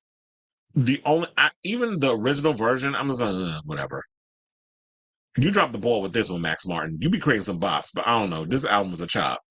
I will say the Blessed Madonna remix of Yes, and is a much better way I can listen to that song versus the original version. I do like it's a little longer also, but I feel like there's more meat on the bone when I listen to the Blessed Madonna remix. He said, that's what I heard. Madonna is now worth $850 million. That's after being near $590 million for several years. So in a decade, she'll be a billionaire. I think she kind of is a billionaire. They just haven't accumulated all that money or whatever. Listen, I'm kind of surprised she hasn't hit billionaire. I know that's the crazy part. But meanwhile, Taylor Swift been out here putting out mediocrity for 17 years of her damn career, and she's already a billionaire. I think Beyonce is a billionaire based off of shared income with her and Jay-Z. Okay, so now let's get into some LGBT news. And let's talk about Marlon Wayans, who's calling out bigoted hate mongers for because it's Pride Month. He's celebrating his trans son, and apparently people had a problem with it. Now, Marlon Wayans defended his transgender son Kyle in a series of social media posts for Pride Month, or started as a post to celebrate the LGBTQ community. Basically caused him to go on social media and clap back at a bunch of damn haters for going in and spewing bigotry on his IG page. Now, I want to pull up a photo. There's a series of photos, but I'm going to pull up one of the photos as I go through the story. Okay, so now Marlon Wayans, is celebrating Pride, and for any bigots out there wondering, he'll probably be doing it all month long. Now, the 51-year-old actor shared a number of images from a recent Pride-themed photo shoot he did for the Pride Month with photographer Parrish Lewis on Friday afternoon. Saying, "Happy Pride to all my LGBTQ peoples," he captioned in the first picture, which showed him sitting with a rainbow flag draped over his shoulder. That's not the one that I have up here. Now, let me put that one up. So that's the picture that he first posted. So it says, P.S. I'm straight. Well, according to my child cisgender male, I just love and support my peoples, he added while promoting his comedy special Good Grief being out on Prime Video now. Now, I will say I love the fact that he's supporting his trans son, but something rubbed me the wrong way. First of all, when you saying P.S. I'm straight, you really didn't need to post that. You could have just made it more about your son who's trans. And the promoting your comedy special, I feel like it's like you're using the gay community for shameless self-promotion. But that's just me nitpicking. But all that aside, I see where the intentions are in regards to him celebrating his trans son. So Wayans, whose son Kai is trans, was met with a swell of support in the comments, including from niece Shantae, who wrote, "This is dope. Thank you for always supporting and letting me wear your clothes." Janelle Monáe added, "Thank you. Happy Pride to us," while both Tiffany Haddish and Mehcad Brooks is so damn fine, both reacted with rainbow and rainbow flag emojis. Todrick Hall also jumped in the chat by commenting, "As someone who's part of the community and has worked with you closely, I just want to say thank you for advocating for the community before and after you knew your child was part of it. We need more Black fathers like you. People say they love unconditionally, but are willing to kick their own children / family to the curb when they don't agree with their lifestyle. Mostly, I hate the word lifestyle. I really hate that word because it implies that, we just playing dress up. And it's not a lifestyle. It's just a part of who we are. So I really need people to omit the word lifestyle from their vernacular. But anyway, let's, with the nitpicking, let's move on. So it says with the L word, mostly out of embarrassment of what their friends and church members will say, which is something I have actually been saying over the years whenever we talk about this. Proud of you for posting this with your chest. Love you and happy Pride. His initial post was also met with some bigoted comments as well, but Wayans was quick to hit back directly with the replies. To one person who wrote, "Boy earned his first L on a Friday morning," he said, "Trying to catch up to you with your lifetime of L's, I got a long way to go." Okay. Now, he also, they said the hateful replies didn't deter Wayans. In fact, they only inspired him to share more photos from the shoot. "Yeah, and just for the hate mongers, I'm posting another," he captured with a second image. "As a father of a child in the LGBTQ plus community, I show my support. Zero fucks to what people think. If I lost you, good. Your hateful ass never loved me in the first place," he continued. "How can you love anyone when you're busy judging? Some of y'all funny. I'm a troll. I'll post all day." He concluded, "Happy Pride to all my friends, fans, and loved ones. I am happy you're happy, period." This time, Taraji P. Henson jumped into the comments, writing, "A great father, love this, and you," with a bunch of question marks. Tell 'em King added Tiffany Haddish, while Janelle Monáe also once again showed her appreciation with a heart-eyed emoji.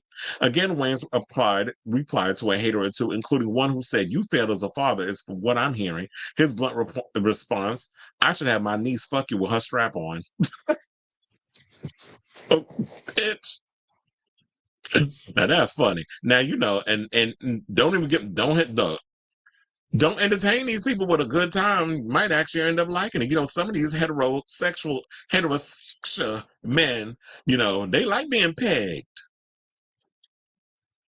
Anyway, so and they said he still wasn't done. However, they shared yet another photo in which he held a rainbow mask over his face while wearing pins reading "Love wins, 100% pride, 0% shame. Love is love and pride." He says, "You mad? I could do this shit all day, but instead I think I'll do it all month. Happy Pride," he wrote in the comments. "Love and laughter will always drown hate." Now, a large majority of the comments on the latter two posts continue to show support for Wayans, praising him for being a strong ally to the community and his own family. On the third image, the Human Rights Campaign also commented, "We love to see it." Wayans opened up about embracing his trans child during an interview with The Breakfast Club last year, saying, "I just want my kids to be free. I just want them to be free in spirit, free in thought, free to be themselves. The more you know yourself, the more you can grow. You can govern yourself. The more you live your truth, the happier your existence. So if they can get that in a household with their father and their mother, how the fuck do I send them out into the world with that kind of confidence?" He added, "They know I love them. They see me trying. They're like, I'm happy." And this is why he said, "I'm just so proud of them for being them." And this is why I've been saying also, like, to piggyback off of what Todrick said, because I've been saying this, and, you know, that I've been ringing that bell, I should say, for the longest. I don't understand how parents can sit and worry so much about what their friends think, what their family think, what their church going people think, who they the most judgmental of all people in the church. They the biggest judgmental people and hypocrites. How you can allow them people to dictate how you treat your own child because you worrying about what other people think. You worrying about embarrassment. You should be embarrassed to be a parent if that's how you feel. You shouldn't even have them. You should have just, you know, kept slobbing that knob and swallowing and not bringing no kids into the world. Because once you push out a baby and bring it into the world, you don't have control over how they become. You don't have control over who they become in life. The most you could do as a parent is give birth to them, treat them right, do the right thing. And when you send them out to the world, show them how they could be decent human beings. And I love the fact that we have people out here like Marlon Wayans and Dwayne Wade, who are Black men secure in who they are, that move in a lot of, you know, toxic masculine spaces, that are showing unconditional love to their children regardless of how they turn out. So I love the fact that he's openly celebrating his trans son and being a queer ally, in the right way. And I do feel like, you know, besides the little stuff that he put in that little headline, I do feel like, you know, his genuine love for the community still seems authentic. Now, as for the trolls who were in the comments spewing their homophobia, misogyny and transphobia, to me, I always feel like, you know, y'all never got enough love and hugs from your parents as a child, and probably envious of those who show unconditional love to their children because y'all don't know what that is. So, like I said before, we need more parents like Marlon and Dwayne Wade in the world who refuse to abandon their Black queer children, because we have so many stories, and I've talked about it on the show, you know, where so many queer kids get tossed from their homes once they come out and end up homeless and, you know, in New York strolling the piers. They don't do that no more because the piers is not what it used to be. Everything's gentrified down in the West Village. But back when I was a kid growing up, you would see a lot of the pier queens down at the pier in New York, where they were just down there selling it underage, selling their ass to survive, just to have somewhere to eat and, you know, take care of themselves or sleep at night. They were at under 21. They were, you know, doing whatever they could to survive.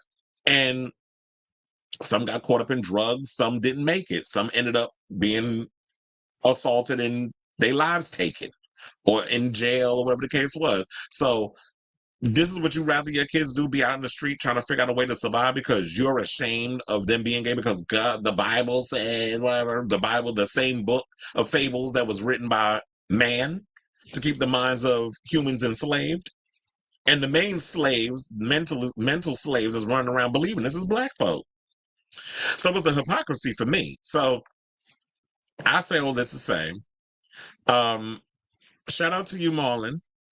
I love the fact that you were out here showing your unconditional love for the LGBTQ community, and I really hope that there's more allies that would be willing to do this, especially in the time of Pride Month. We have so much stuff going on in regards to discrimination and all this other stuff that's going on. So I love the fact that Marlon's out here, loving on his child and telling his kids to live in his truth. I just wish there was more parents that were like him. So what do you think of this whole campaign surrounding Marlon's photo shoot and him showing love for the trans community and showing love for I should say the LGBTQ plus community and showing unconditional love for his trans son? Let me know what you guys think of this story down below. Now we have some comments. Onyx says, been based on shared income and her and Jay that's what I said. Her and Jay-Z, the billionaire status comes from shared income. I don't think Beyonce is a billionaire on her own because her only source of income, quiet as it's kept, is music.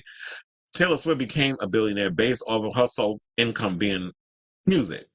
But of course, she's selling mediocrity to her fans, so that's why they buy all of that. Beyonce's only source of income is music, but that could also be her fault. Like, she didn't kind of grab the bull by the horns like Rihanna did, who was a billionaire not from just the music, but a lot of deals that she's been doing. Now she got a hairline. I really hope Marlon Wayans comes back to do a new scare. Me too, because they are talking about rebooting the franchise. They took the scary movie franchise from the Wayans. The only first two movies were funny. After they pretty much booted them and cast them to the side and wanted to take over the franchise wasn't the same. They said it was sweet that he clapped back to the losers in the comments. Losing 10K followers is a blessing when they're all. Yeah, exactly. It's like, you know what? The one thing I've always said, like, if you stand 10 toes down and combat people and go against them for, when you stand up for what's right and you go against the bigots and stuff, the smart thing that you can do is like, yeah, you're going to lose followers, but you'll also gain new followers. So them bigots and them homophobes that got a problem because they're caught up in their own hatred for some damn reason. I don't understand how people walk around with all that, lowbrow negative energy about people. But with you losing them followers, you'll gain new ones from the people that actually are, he's an ally. He loves the trans community. He loves the gays and all this other stuff. Even though he's a straight man, he's showing that his allyship with the community. I'm going to follow him. I'm going to support him. So he'll gain. Their loss is the new people's gain. Who said people are mad that Inside Out made. I just don't get that. Look, here's the thing. I heard that Inside Out did really well at the box office, but I don't really get into like animation and stuff from Disney or like the whole cartoon situation, Pixar, all that stuff. That has never been my judge, but I'm proud that they, the Disney's doing what they, what they doing over there. Pixar and Disney supports Israel and paid $1 billion support. Them and probably a bunch of other damn networks. And so Marlon's post helped change at least one person's perspective on the community and did more good than harm. And that's why I said, like, I love the fact that there's been a lot of people in the comments who have put that, that were showing more support than the negative comments. I don't see Kevin Hart doing that, but Kevin Hart has spoken out and said that it was Wanda Sykes that really pulled him to the side and showed him, his bigoted perspectives and all this stuff and what he said in regards to the gay community. So at least somebody in the comic world opened his eyes. I still don't particularly care for him, but I'm just glad that, that he's broadened his horizons. But it could be because, he don't want to get canceled by Hollywood. But anyway, let's move on and let's talk about Dolly Parton. I was like, where is that story? Okay, here it is. So a Christian writer has been forced to apologize after writing a post accusing Dolly Parton of supporting immoral behavior by being an LGBTQ plus ally. Now, a post published by the right-wing evangelical blog site The Federalist, that bed of lies, titled "There's Nothing Loving About Dolly Parton's False Gospel," accuses the country music icon of promoting immoral sexual behavior by being pro-LGBTQ plus.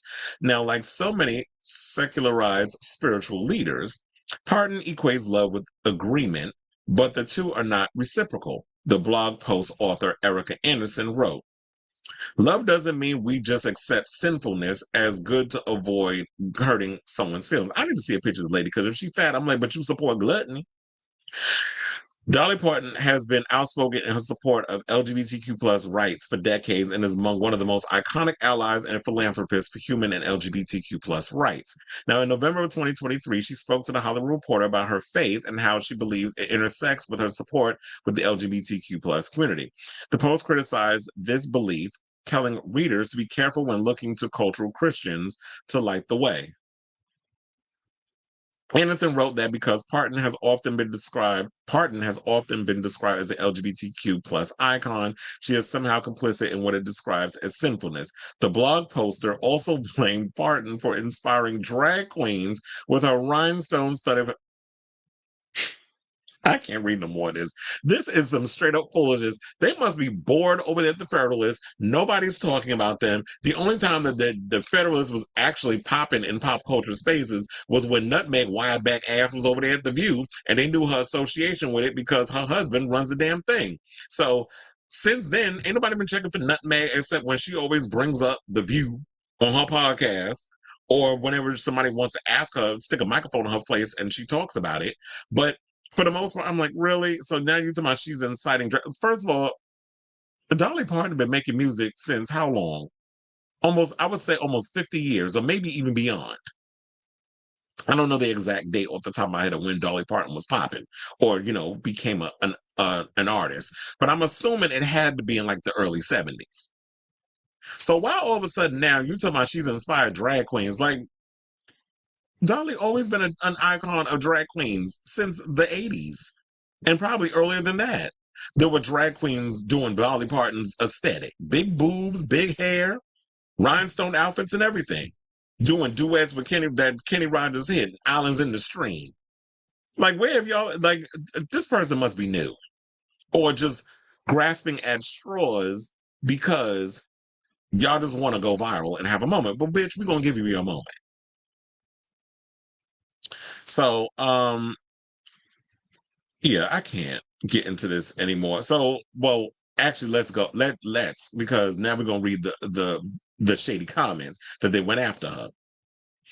Now, the post received backlash from people who saw it as a right-wing pundit biting off more than they could chew, with one fan saying, "You do not come after Dolly Parton. You absolutely do not." Another person put Dolly as a national treasure. Best to leave her alone. You do not know who you are fucking with. Innocent because she couldn't take that vitriol on social media. They ate her ass up, and not in a good way. Because she later apologized after using Parton as a conduit for her anti-LGBTQ plus views, saying she regretted using her as a discussion about her so-called. No, you didn't, because you sat and took the time to write the whole thing. It takes a lot when you have to sit at a computer and you particularly was like, you know what? What'll really get the people? We just choose Dolly Parton. And it'd be a good way to incite something. Like, are you that obtuse that you really thought that you could say something about Dolly and the people wouldn't come after you? She said, as I wrote in the piece, I love her. No, you don't. And I think, in the words of Miss Mamas over at Pheromone, you don't love me. I love her, and I think she does some incredible things for the world. Anderson said at Yahoo Entertainment, we all make poor choices in how to frame things sometimes. This was one of those moments for me. Dolly is one of the few people who is beloved by all who loves old child. Get off my line with this bullshit. So I'm calling a bunch of BS on this lady trying to come for Dolly, and that is true. You don't come for Dolly. Dolly is a national treasure. Dolly's not out here hurting nobody. She makes her music. She's an icon of her own right. She has advocated for the underdog because Dolly is an underdog. People looked at her as like she was a whore and all these other things and less than. But she is someone who's written a lot of iconic songs. She is someone who has Dollywood down in Tennessee. The one thing you don't do is come after Dolly. So she ain't out here bothering nobody, but y'all decided to choose violence when you came after Miss Parton. And now and now the bitch learned. And now she back over there writing mediocre ass stories for the Federalists. But I say to you, what do you think of this topic? Y'all don't come for the queen of country. But anyway, and she tried it and she learned. Let me know what you think of the story down below. Okay, so now we have comments. It said Kevin Hart, the Oscars. Yeah, that's why he was fired, because of the stuff that resurfaced. She lost a Dolly Parton lookalike contest to a drag queen. I've heard that. I also heard, I think that happened with Kylie Minogue too. Like Kylie Minogue said that she had lost the contest to a drag queen or something or another. So, yeah, there's that. Okay, so now, yeah, let's get into this foolishness. Let's talk about Noah Schnapp and his Zionist ass who acting a fool out in public. So Noah Schnapp was reportedly kicked out of a New York City club on Saturday after getting too wild. The Stranger Things star was reportedly stumbling and shouting, leading security to remove him from the premises.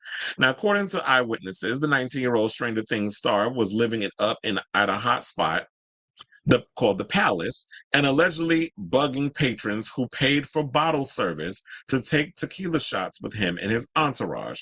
So he was literally trying to bum, like somebody bumming a cigarette. He was out here trying to leech off of people's mooch, whatever you want to call it. He was trying to mooch, cheap ass, trying to mooch off of these people's money. So you in the VIP area and trying to drink up they liquor. However, Schnapp allegedly became angry after his fellow clubgoers refused to participate with him because he's underage. First of all, he shouldn't have been allowed in the establishment, number one. They told according to reports, which is page 6, that's where the story is coming from, they said he became so aggressively wasted that security escorted him out at around 1:30 in the morning.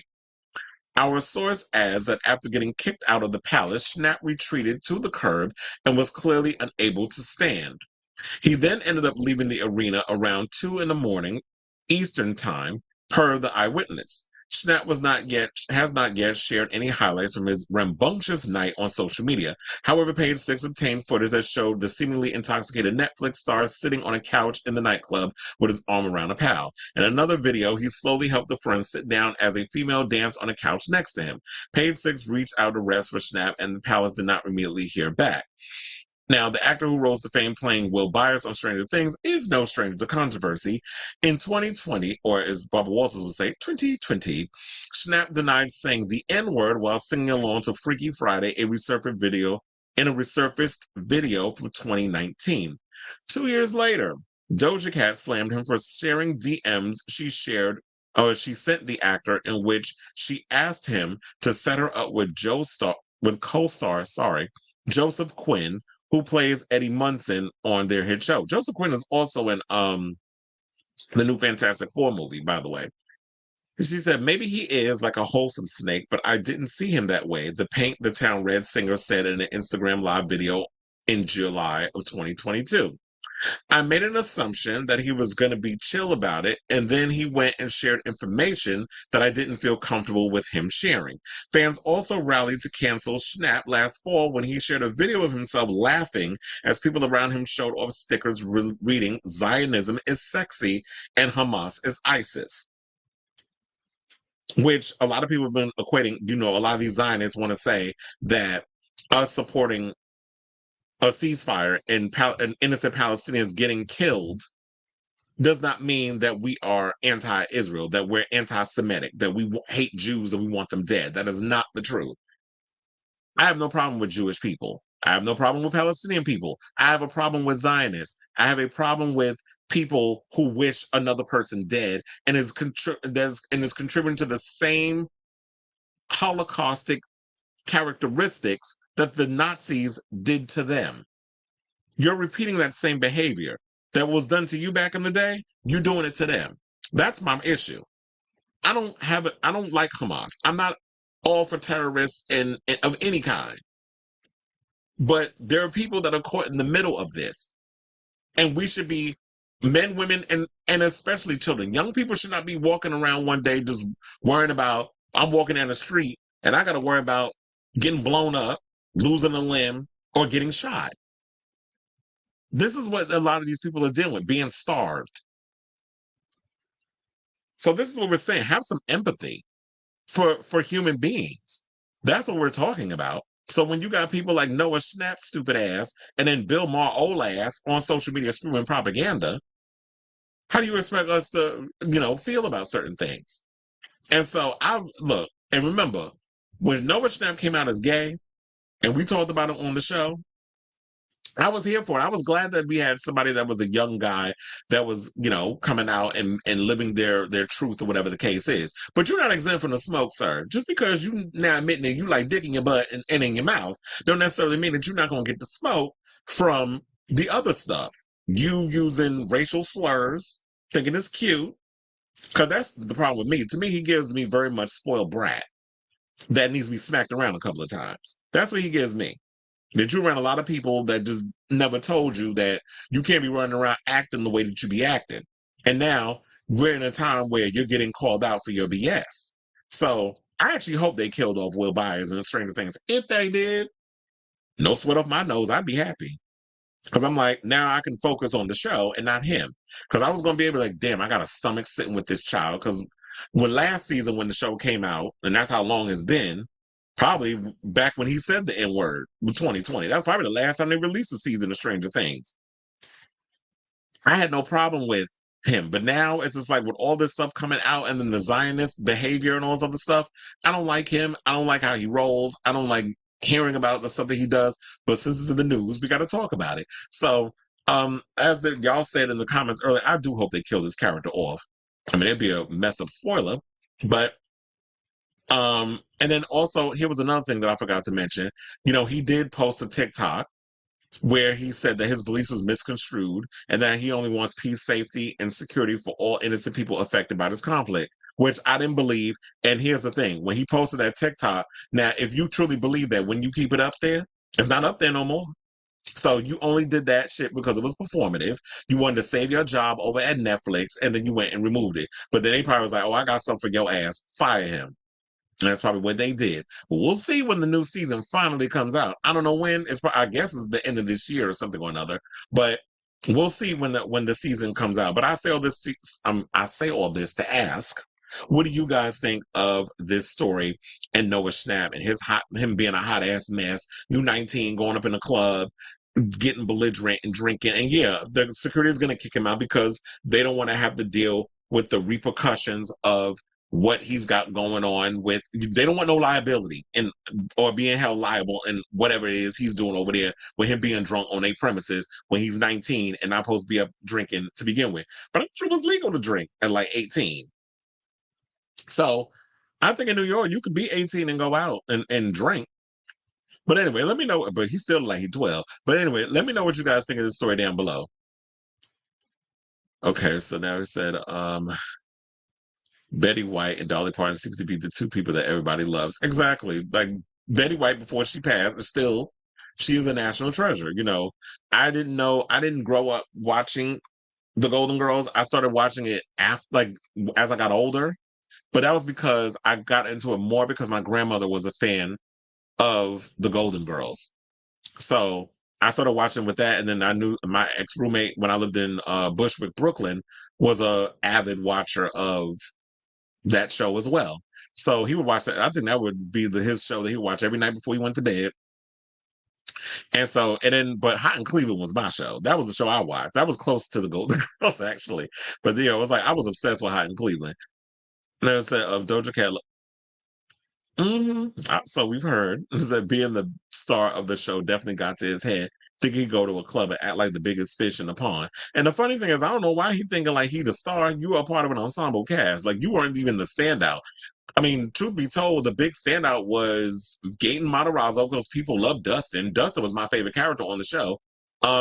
Millie Bobby Brown, she was another one who pretty much was the breakout star of the show. Joe Keery, because he also does music. I think he also made an appearance when I did the what the hell is that damn group with Pete Wentz. When he showed up, when they performed, they did their show. He came out and sang a song with them.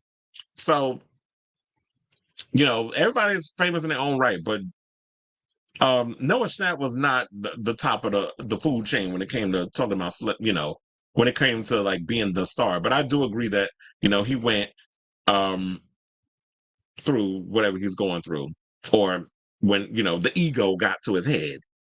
But child, when this show wraps, I mean, where you plan on going after this? Because I don't see like what other possible role that you could get outside of Stranger Things. It says Stranger Things. Child, I'm over it at this point. Like y'all, Netflix just think people just gonna be sitting around patiently waiting for them to drop shows.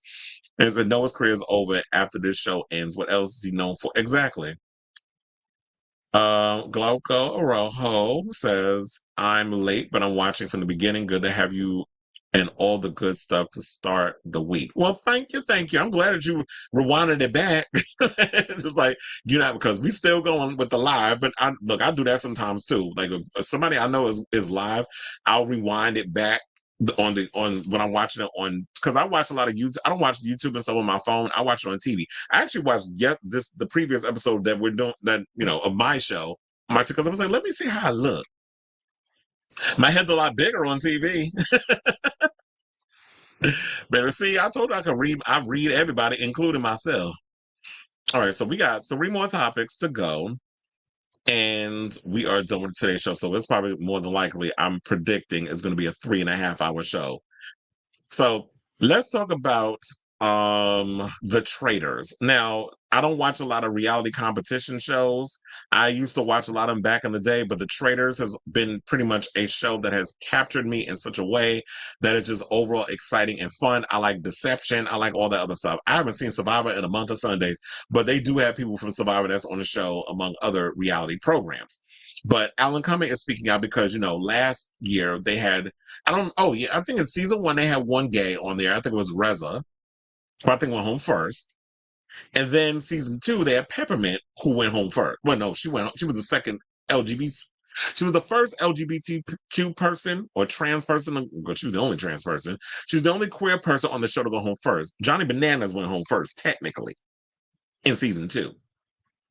So Alan Cumming is on the cover of Entertainment Weekly's Pride issue, and he revealed that he lobbied quite hard to have more queer representation on the show, which he calls the campiest thing since Christmas. Absolutely, that's probably why I like the show too. It's campy. He said, on a purely statistical basis, I think the previous cast has been very diverse racially and gender-wise, but there just wasn't enough LGBTQ people represented, Cumming told EW. It's exposure therapy, it's visibility, and you have to do it in very small way you can. We need to see that trans people are everywhere. They felt more comfortable to be visible in the past couple of decades, but historically there's always a backlash against change, and we are in the midst of a huge one right now. My response to that is push back and say, no, we're not going to hide. Here are those people, he added. And if I have a chance to help do that by just saying to the producers of The Traitors, we need to make sure there's more queer and trans people on the show, I will. Getting more queer contestants are especially important for Cumming after RuPaul's Drag Race star Peppermint was the first, but she wasn't the first person banished. It was, like I said, Johnny Bananas. While Cumming admitted that it was just by chance, he also says that was not a good look in the world we live in, pointing out that the first person to go was the lone trans person of color in the cast. And this is exactly what I've been saying also. A lot of times you get a lot of these networks, it's like, oh yeah, we want to check the boxes and make sure we have that soul black person, or we have that queer person, or we have it's like a Benetton ad, and that's not what we want. When we say diversity, we need a plethora of different people, backgrounds, characteristics on the show. One person is not going to be the one that needs to be the sole representation and carry everything on their shoulders. And as much as I love Peppermint, her being the sole person, it's all about optics and how things look. And I think a lot of times when you don't have a lot of queer people working behind the scenes on a lot of these reality shows, they don't understand like what that does to people. And I feel like what people, especially in reality TV space, and this is why I love reality TV, because I feel like TV in general has opened the eyes to a lot of people who aren't familiar with a lot of personalities in the world. There are a lot of people who don't know someone who's gay, who don't know someone who's trans, who don't know someone who's black, who don't know somebody, I wouldn't say who's a woman. I mean, everybody's encountered a woman, right? Or who come from different backgrounds in certain situations. So when you see these reality shows, they introduce people to people who they're not familiar with. It's like, you know what? Yeah, they're trans and I don't know this person, but there's something about them I actually like. and that draws you to being more accepting and more open-minded in a lot of these situations. So that's what I love about TV. And I said, if I was ever in the position, I'm putting out there in the universe, because there's a couple of ideas I have that I want to put together in regards of like reality shows, queer-based reality shows, shows that are not necessarily queer-centered, but I'm very much going to be the one as a executive producer, as a host, or whatever the case is, being very much hands-on and vocal in regards to like, we need more of this on the show. We need this representation. These people need to be seen and heard. Their stories are valid. Their stories need to be heard and stuff and things of that nature. And I feel like we're slowly coming around to it, but child, yeah, we need a little. It need to be a little more pep in the step of these producers and what they're coming out with. So we definitely need, in my opinion, more queer representation. I've been saying this for the longest. When I watched The Challenge, I love The Challenge. We don't have. I don't even think we got anybody from The Challenge on the upcoming season of The Traitors. But when I look at The Challenge, I'd be like, where are the queer people who are into being athletes and things of that and other? Do I need to create a show that's like The Challenge, but just with LGBTQ plus people and not host it? Yeah, I'm putting it out in the universe because I'm thinking like when I put stuff out in the universe, it's gonna happen. So I'm like, maybe we need that. And I'll host it. I'll be the TJ Lavin of the show. Y'all gonna put a lot of sunscreen because I already got the sun. Well, I don't have a sunburn, but I got a tan for being out in the sun. So I ain't scared no vitamin D. But nevertheless, I say all this to say is like, yeah, when I be watching The Challenge, I'm like, I don't be saying, I mean, they'll put maybe like a lesbian or two on there. But for the most part, we don't have any gay boys and stuff on there. They're guys who are gay that are, or trans, or whatever the case is, that are athletic. They do exist. And we can have those spaces where we show that representation and then we show that there are people out here who do things, because there are people out here who believe this stereotype that all gay men do is hair, makeup, drag, and that sort of thing. And there's so much more to us than that. So I'm with him on what he said, but now he also went on to say, hold on, because so he also went on to say, because I don't know, I went on the whole thing and I had to say that because I was like, let me say it now before I forget. Oh wait, where is it? Okay, I got it. Because I was trying to pull up this picture of I had to pause it midway. Because her hair, she was doing like a whole hair flip. But he said, obviously, it's shown a bigger spotlight on it. So I don't think that they had a disadvantage, but it would be better if there were more queer people there so it didn't seem like they were a token. And that's busy. I think that's the main word that we need to focus on. You don't want a token version of someone on a show. If you're gonna have a trans person, at least incorporate maybe 2 or 3 others. You can have a trans woman, you can have 2 trans women and a trans man. So it's like, yeah, they're, even though I'm trans, we're not a monolith. And I keep always trying to point that out, is that we're not a monolith. We all have different perspectives. We all have different points of view. We all have different beliefs and that sort of thing. And having those people on shows different nuances, and it's more people who are multifaceted and multi-layered. So this says, we've just got to be more representative.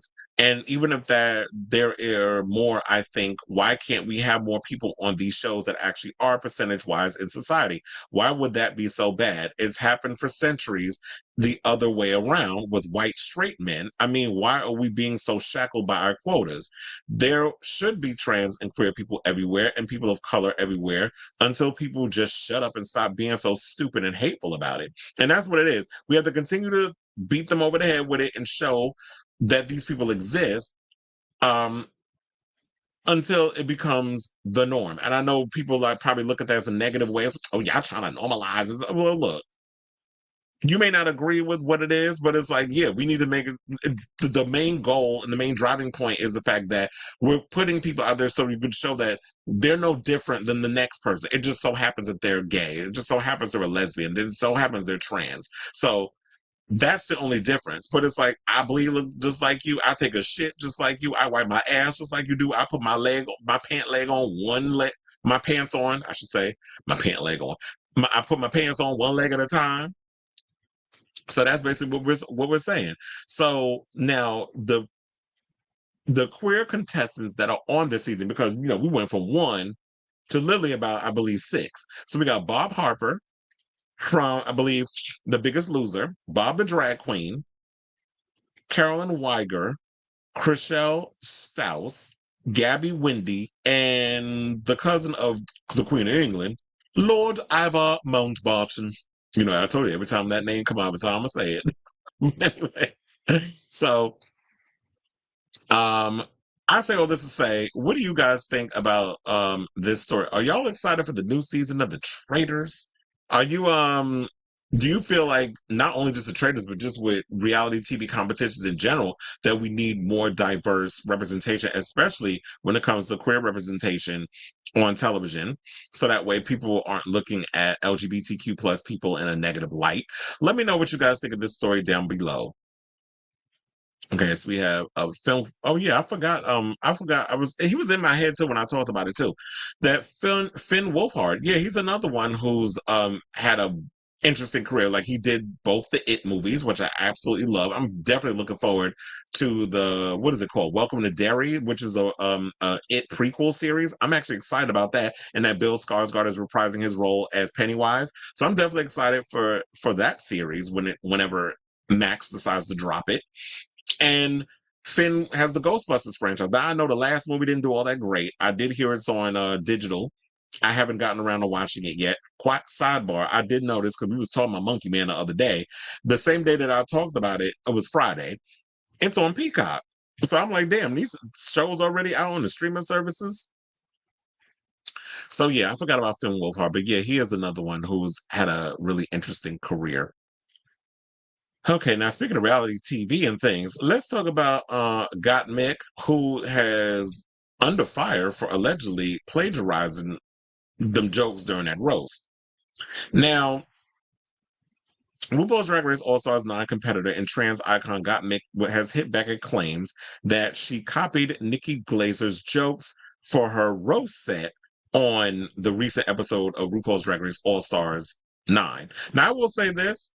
I will admit, this was the best roast that I have seen done by RuPaul's Drag Race in a long time. And no shade, but I feel like outside of Nina West, I do believe none of them wrote them jokes. And I've heard before, I forget who was that said it, but they said that they wrote jokes for someone on the show once. So they do get help. They get writers. They have queens from, I guess, peers from Drag Race, whatever the case is, that write jokes for them on Drag Race. But yeah, I do believe it, especially Plastique Tiara. Plastique was funny. She came out dressed as Sailor Moon, talking about how deep Michelle Visage's vagina was. She said her vagina was so, and I'm probably gonna mess the thing up, but she said I'm paraphrasing me. She said Michelle Visage's vagina is so deep that Leah Remini is still hiding from Scientology in there. When she said that, I damn near fell out my chair. But I was like, she delivered the jokes. The jokes was joking. Definitely. So anyway, so they said episode 6, which premiered on June 14th of the charity-based All-Stars 9, saw 8 RuPaul's Drag Race alumni roast each other in the National Drag Convention roast, which, sidebar, I think they should just do that from now on. That should be I was like, you know what, maybe they should do that as the new Snatch Game. Their version of Snatch Game should be an annual roast where the girls roast each other. It said taking shots at each other, the judges and Nina West's shoulders in the hopes of being awarded a beautiful benefactress badge. Now, while Plastique Tiara was praised for her set, despite not being known for her comedy during her original run on season 11, and Angeria placed in top 2 alongside her to give Roxy Andrews the chop again. Gottmik also excelled, but shortly following the episode, a username Kelly Ann posted a compilation of comedian Nikki Glazer using almost identical jokes during previous televised performances to X. Now, I do want to play it, but I'm worried about a copyright situation, so I'm going to read. So it says, Gottmik stealing every single joke from Nikki Glazer, the post read, which has been viewed 3.6 million times according to X's metrics. Now, responding to the claims, Gottmik has lent into the theory and confirmed that she did indeed take inspiration. Girl, inspiration and straight up plagiarizing is 2 different things. Well, it's kind of like, yeah. Girl, you straight up plagiarized her. Anyway, she said, and claimed that the other queen's material wasn't exactly 100% original either. Yeah, meaning I guess she's implying that Plastic and a lot of them had help writing their jokes. But it's a difference between getting help writing your jokes and you flat out getting inspiration from another stand-up comedian, professional stand-up comedian, and basically just taking their jokes and thinking, changing a couple of words makes it okay. But you do know people own a TV and people will always call you out on your shit. So responding via to her own X account, Gottmik wrote, wait, do you guys think everyone wrote their jokes? LOL. Before adding, Nikki is my queen, so reworking a few of her jokes was a duh for me. Love her. So yeah, she openly admitted it. But that's, like I said, it's not the same as the other girls going in and getting someone to help them write jokes. That's not what this is. It's a different situation. It's you flat out took jokes that already existed and try to pass it off as your own. And you didn't even deliver them all that great. So elsewhere in the episode, the Roxyverse and Juria show continue with the season 4 competitor winning the lip sync and cutting off the All Stars 2 doll for the second time this season. Gottmik also addressed concerned fans who point out how she seemed on herself in the episode, particularly during companion show Untucked. I didn't see Untucked. Maybe I need to watch that. It said definitely was going through it and hit a breaking point and couldn't stop crying, Gottmik wrote. We'll definitely have to get into it a bit on No Gorge. Now, also, I should point out, you know what? I actually like No Gorge. I think they only released 2 episodes. They did one with Dita Von Teese, which I haven't watched, but I did watch the one that she and Violet Chachki did with Adam Lambert, which was really good. I want them platform shoes he had on. But it was a good episode. He was talking about his new music that's coming out. He's been talking about like coming up in Idol and stuff. So if y'all ever get a chance, definitely check out No Gorge. It's on YouTube. I think they dropped it this week. And and also they had Bob the Drag Queen. Speaking of which, when we were talking about him in the previous topic, he came out in a surprise appearance, which was cute or whatever, but you know. So I think I pretty much just said all I needed to say in regards to this topic. Like, I just feel like, yeah, to me, you sitting out here plagiarizing someone else's art or someone else's jokes, I just think is a little tacky. But you went and, yeah, you did that. But it's not the same as what the other girls did, where they actually came in and had help writing their jokes, or they probably hired someone to come up with some jokes on them. Like with me, if I was doing a roast, it's like, you know, I can roast and gag on here, but if I want to flesh out and work and really have somebody help me punch up the jokes, I'm not opposed to working with a co-writer. If I want to, you know, and especially with like, okay, if it's music, a joke, whatever the case is, I have no problem working with co-writers. I have no problem working with a co-writer on a song. I have no problem writing a co-writer with jokes. Lady Bunny works with someone by the name of Beryl. They come up with stuff together in regards of how they come up with a lot of the stuff that she does with her routines, when she does her little parody songs, when she does her little jokes, and all that other stuff. So people get help. There's something that's just good with like right now. I mean, Joan Rivers had people helping her out with her stuff. There are people out here who are your favorite comedians that have writers as well. So it's not a big deal. The issue we're talking about is you flat out plagiarized Nikki Glazer's stuff. So that's all I got to say on that. But I'm curious to hear what you all have to say about this story down below. Okay, so Onyx says knowing they get help in the roast takes the fun out of it. Well, yeah. It does kind of take the fun out of it, because it's like, well, damn, you didn't really come up with this stuff. Like, if them actually sitting there writing this stuff, but I feel like it's because it's all stars and they can't eliminate people. They want perfection, it seems like, with this stuff. But I do feel like, okay, now if we're going to do a roast challenge where it's like a regular season and you got to like get rid of people and eliminations and stuff, I definitely feel like a roast needs to be, you know, that needs to be, y'all got to come up with it on your own. And if it's just crickets and stuff, then that's on you. So did you see the rumor All-Stars 10 cast some big names on there? We'll see who really is there on the 23rd. I had heard some stuff. A friend of mine, because a friend of mine told me a name. I forgot who it is. I probably want to ask him again when I speak to him. That is confirmed to be on the show.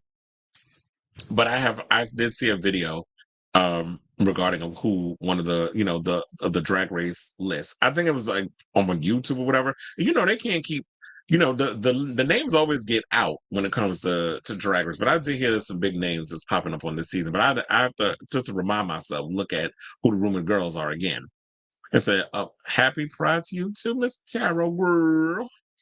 All right, so now let's get to our final topic, which is Scooter Braun retiring from the industry as a music manager. So this came out earlier today. Scooter Braun announced that after 23 years, this chapter as a music manager has come to an end. Now, Scooter Braun announced that he's retiring from music management nearly a year after parting ways with some of his biggest clients, including Justin Bieber and Ariana Grande. After 23 years, this chapter as a music manager has come to an end, he wrote in a lengthy Instagram statement Monday after posting several throwback photos capturing highlights from his career. Braun, who's 42, explained that his retirement has been a long time coming, saying it's a strange feeling because I think I have wanted this for a while, but I was truly afraid to answer the question, who would I be without them, he shared. But that comes with being in your 40s, is the fact that you start to really think about like what's more important, and then you realize that all of the glamour and all of the fame.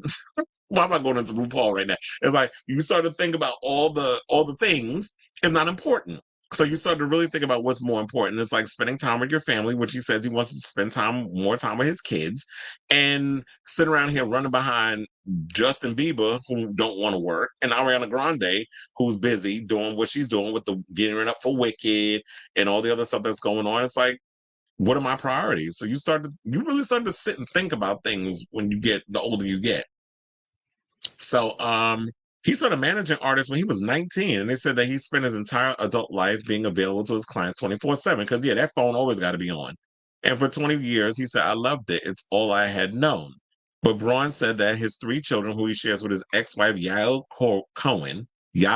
Cohen, grew older and his personal life took some hits. He understood that he needed to make more time for his family.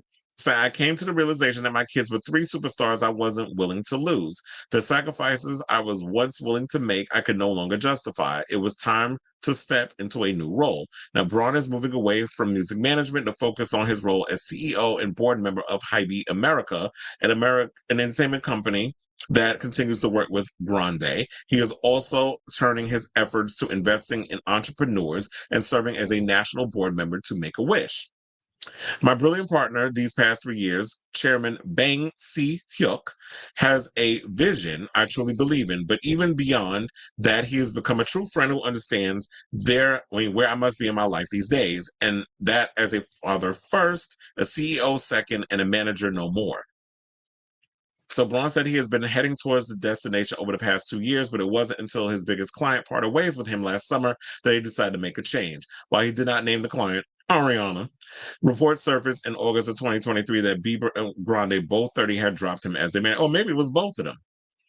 God has been pushing me in this direction for some time. I have nothing but love for those who I have worked with over the years as we develop a different working relationship. I will always be in their corner to consult and support them whenever it be directly or from afar. And I do agree, like, you know what, in a lot of parts, I feel like a lot of times when you really want to do something and the energy, the universe will push you in that direction. Because like I said, for a long time, I feel like I was more or less afraid of success than failure.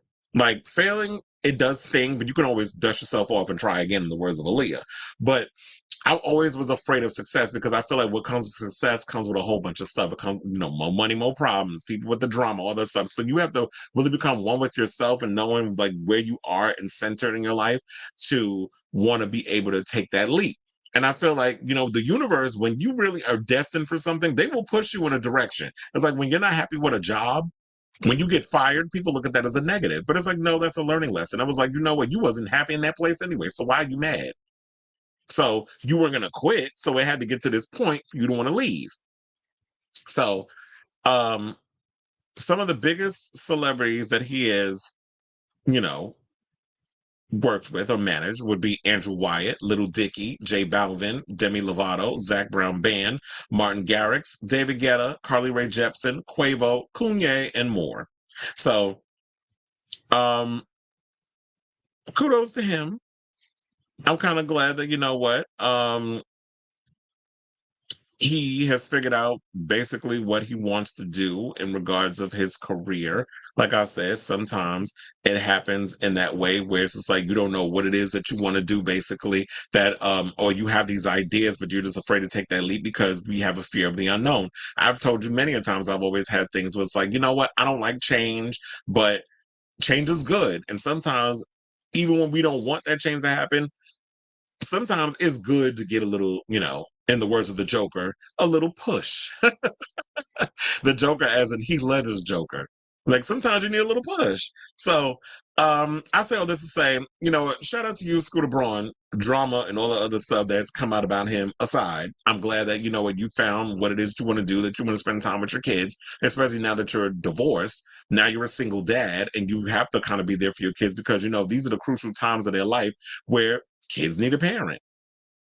I'm not going to get in that whole narrative. Everybody need a mother and a father because sometimes things don't work out that way. But you know what? As I always say, it takes a village. So if you have a village that's with you and behind you that can help you with it, when it comes to the career and stuff, take advantage. If you have an ability to be there and you can have put less of a workload on you, but you have your own company where you're a CEO of and you can rely on other people to handle everything and you just be in meetings maybe 1 or 2 hours of the day while the kids are in school getting their education, whatever the case is, then go ahead and do that. You're at a place where you don't even need to work as hard as you used to. You put in that grind when you was in your 20s. When you're 40s, this should be the time that you should be like relaxing a little bit and just focusing on, living, but also you're still actively working, but not as hard as you did when you was in your 20s.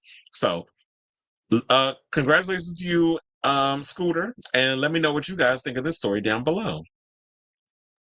Okay, so we have comments. I did read that. Hold on, we get to that. It says Scooter Braun definitely has some secrets to hide. Ariana, JB, and most of clients randomly drop from his management on the same. Yeah, there was something going on behind the scenes. Exactly. I know Taylor's having a good day today. Because remember, at one point, did he try to sell her masters and she was smart enough to go and re-record all them albums? Which I believe hurt her relationship with Max Martin. It's like you can get mad at Scooter Braun, but don't take it out on the other people that work just as hard on that record. They said Katy Perry is accused of ripping off Stupid Love by Gaga, and imagery gives us Chromatica. Oh, so you're talking about Kate? Wait, hold on, because I need to pull this up.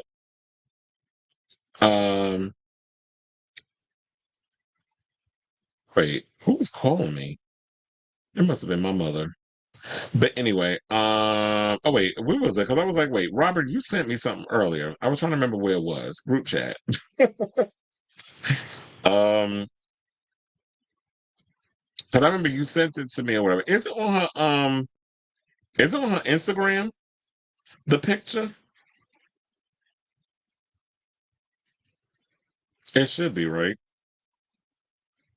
I don't know why I can't find you in here all of a sudden. Oh, I see. Oh wait. Or was it in the Rebel Heart situation? Oh yeah, it was. Oh yeah, you know what? Hold on. Let me see if it's on. Let me go to her Instagram right now since we live chat.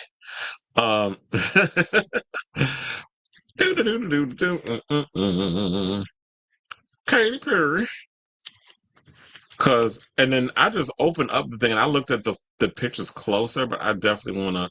Oh yeah, she definitely got it up here, chair. All right, so now let's pull this up in case the class didn't see it, so we could all react together. Because this is how we do. And I'm like, you're saying it's funny how y'all up in here talking about who'd y'all say compare her to.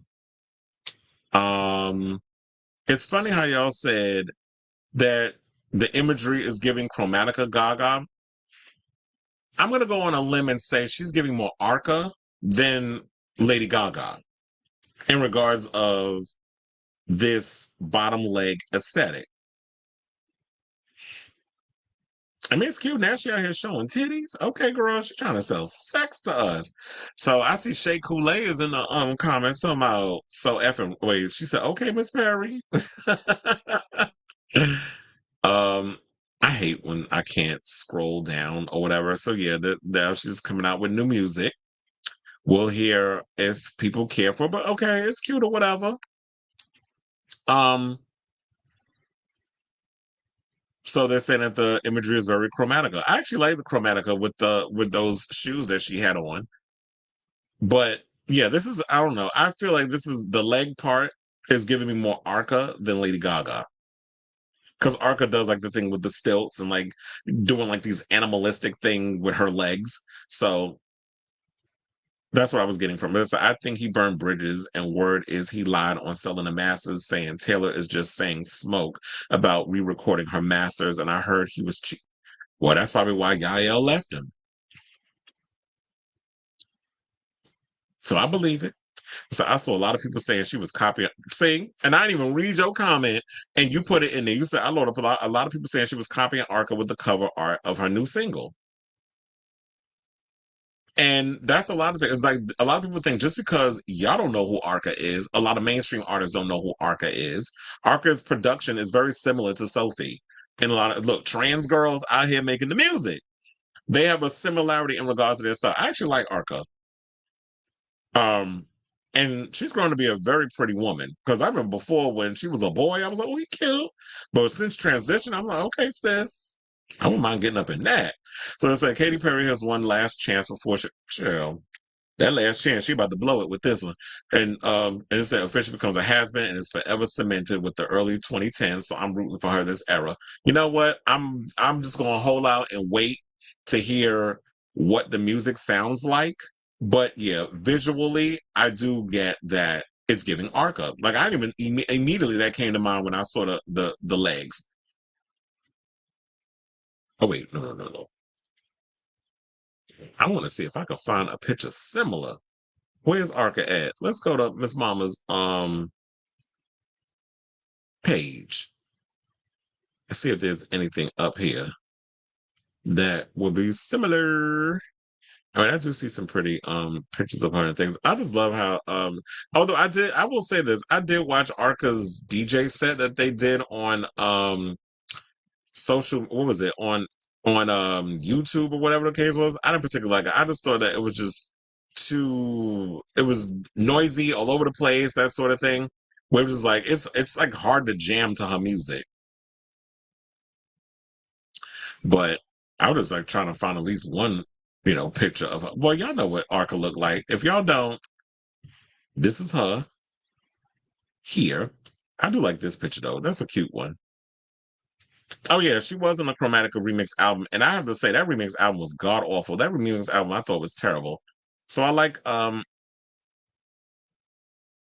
well, you saying nobody knows Arca the way we do Gaga, but here's the thing also, like Gaga and them, they're all similar in that way where you get these mainstream pop acts that try to get slick and they take from lesser known acts and then they want to use that as their way of being like, oh, I ate that, or you're like this visual, genius or whatever the case is. But it's like we hear many of the stories about Gaga stealing ideas from Grace Jones and Curly and so many other people. Who was the queen that what's her name? Yelena?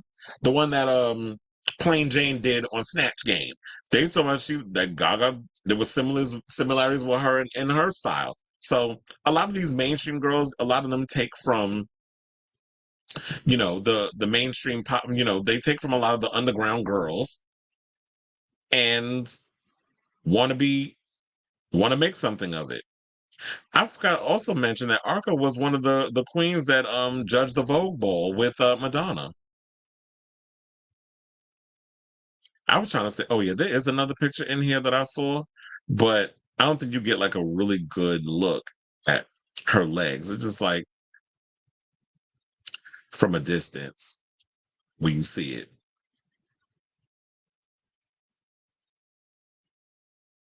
Or it's like it's cut off, whatever the case was. But I like the idea of Arca. I love her visuals. I love the fact that she really pushes the boundaries in regards of her aesthetic and things of that nature. But I don't know if her music resonates with a lot of people the way it resonates with some of us, because I am a fan and things of that nature.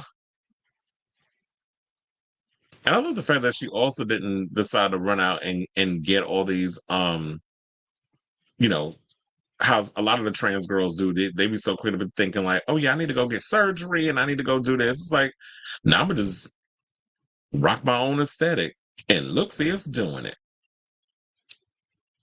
So I'll leave it on here because this is a cute picture too. So shout out to her.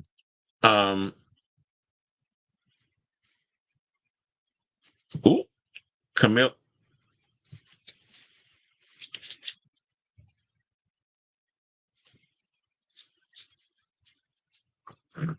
The thievation of it all. I love Caroline Polachek. I've been listening to Caroline Polachek for a long time. Like a couple of years ago, people didn't even know who she was. I've been a fan of Caroline Polachek's music. But she was accused of sin. I remember Robert, and you a shady ass for that. He sent me the track list to her new album and the thing, and I was just like, I still don't care. But you want to know something? I have a strange feeling what I'm going to end up doing. I'm going to end up hate listening to that album. Out of curiosity, I just want to hear it. Just like I had to force myself to listen to Dopamine. And I was bored with it. Like I told you, after 4 tracks, I was like, okay, I'm good. You know, I don't need to partake anymore. But Camilla, out of curiosity, I'm going to listen to it, but I'm like, okay, sis, we got your number. She's inspired by Arca Gaga Go Boots or Go Bots. So I'm like, look, I have no problem with people being inspired.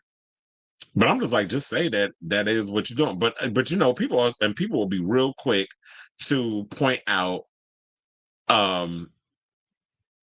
when they notice something that you're doing, and they'll automatically accuse you of stealing or, oh, she's stealing, she's doing this, she's doing. I'm like, but what about, you know, people who are inspired by, or because you know, I always say there's a difference between appropriation, assimilation, and appreciation.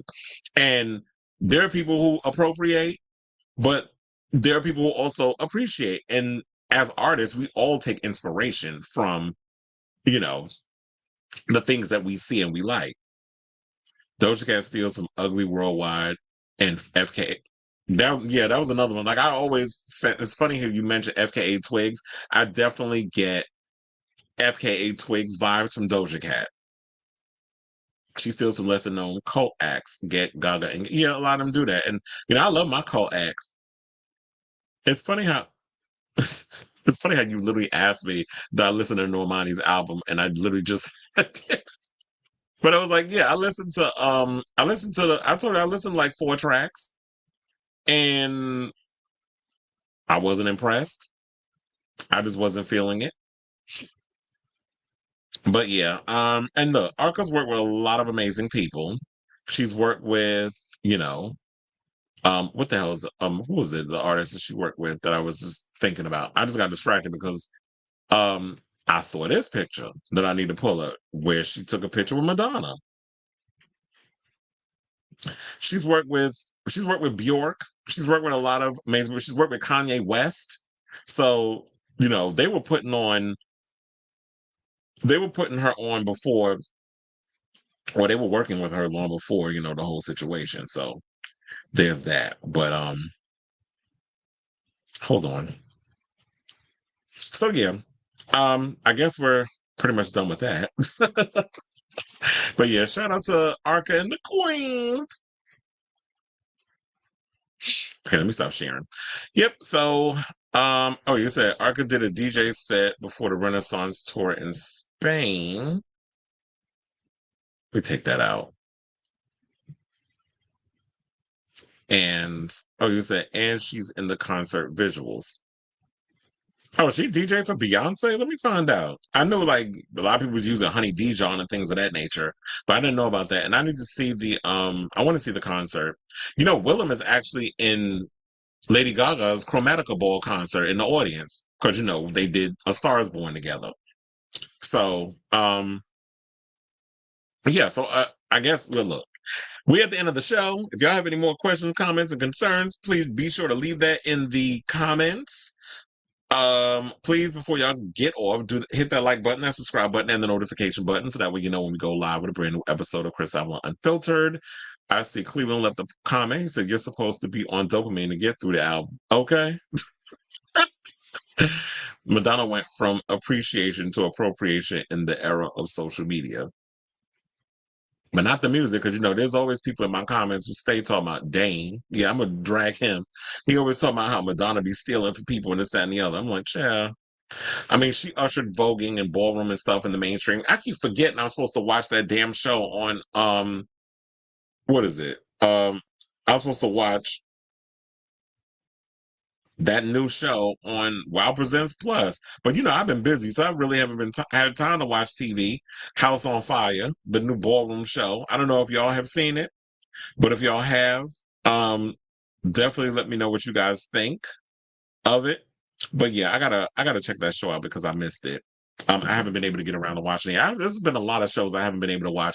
I haven't watched The Boys yet, the first 3 episodes. I have not watched the new the show The Acolyte. Need to get around to that. House of the Dragon dropped last night. I heard they already killed off a character for the show.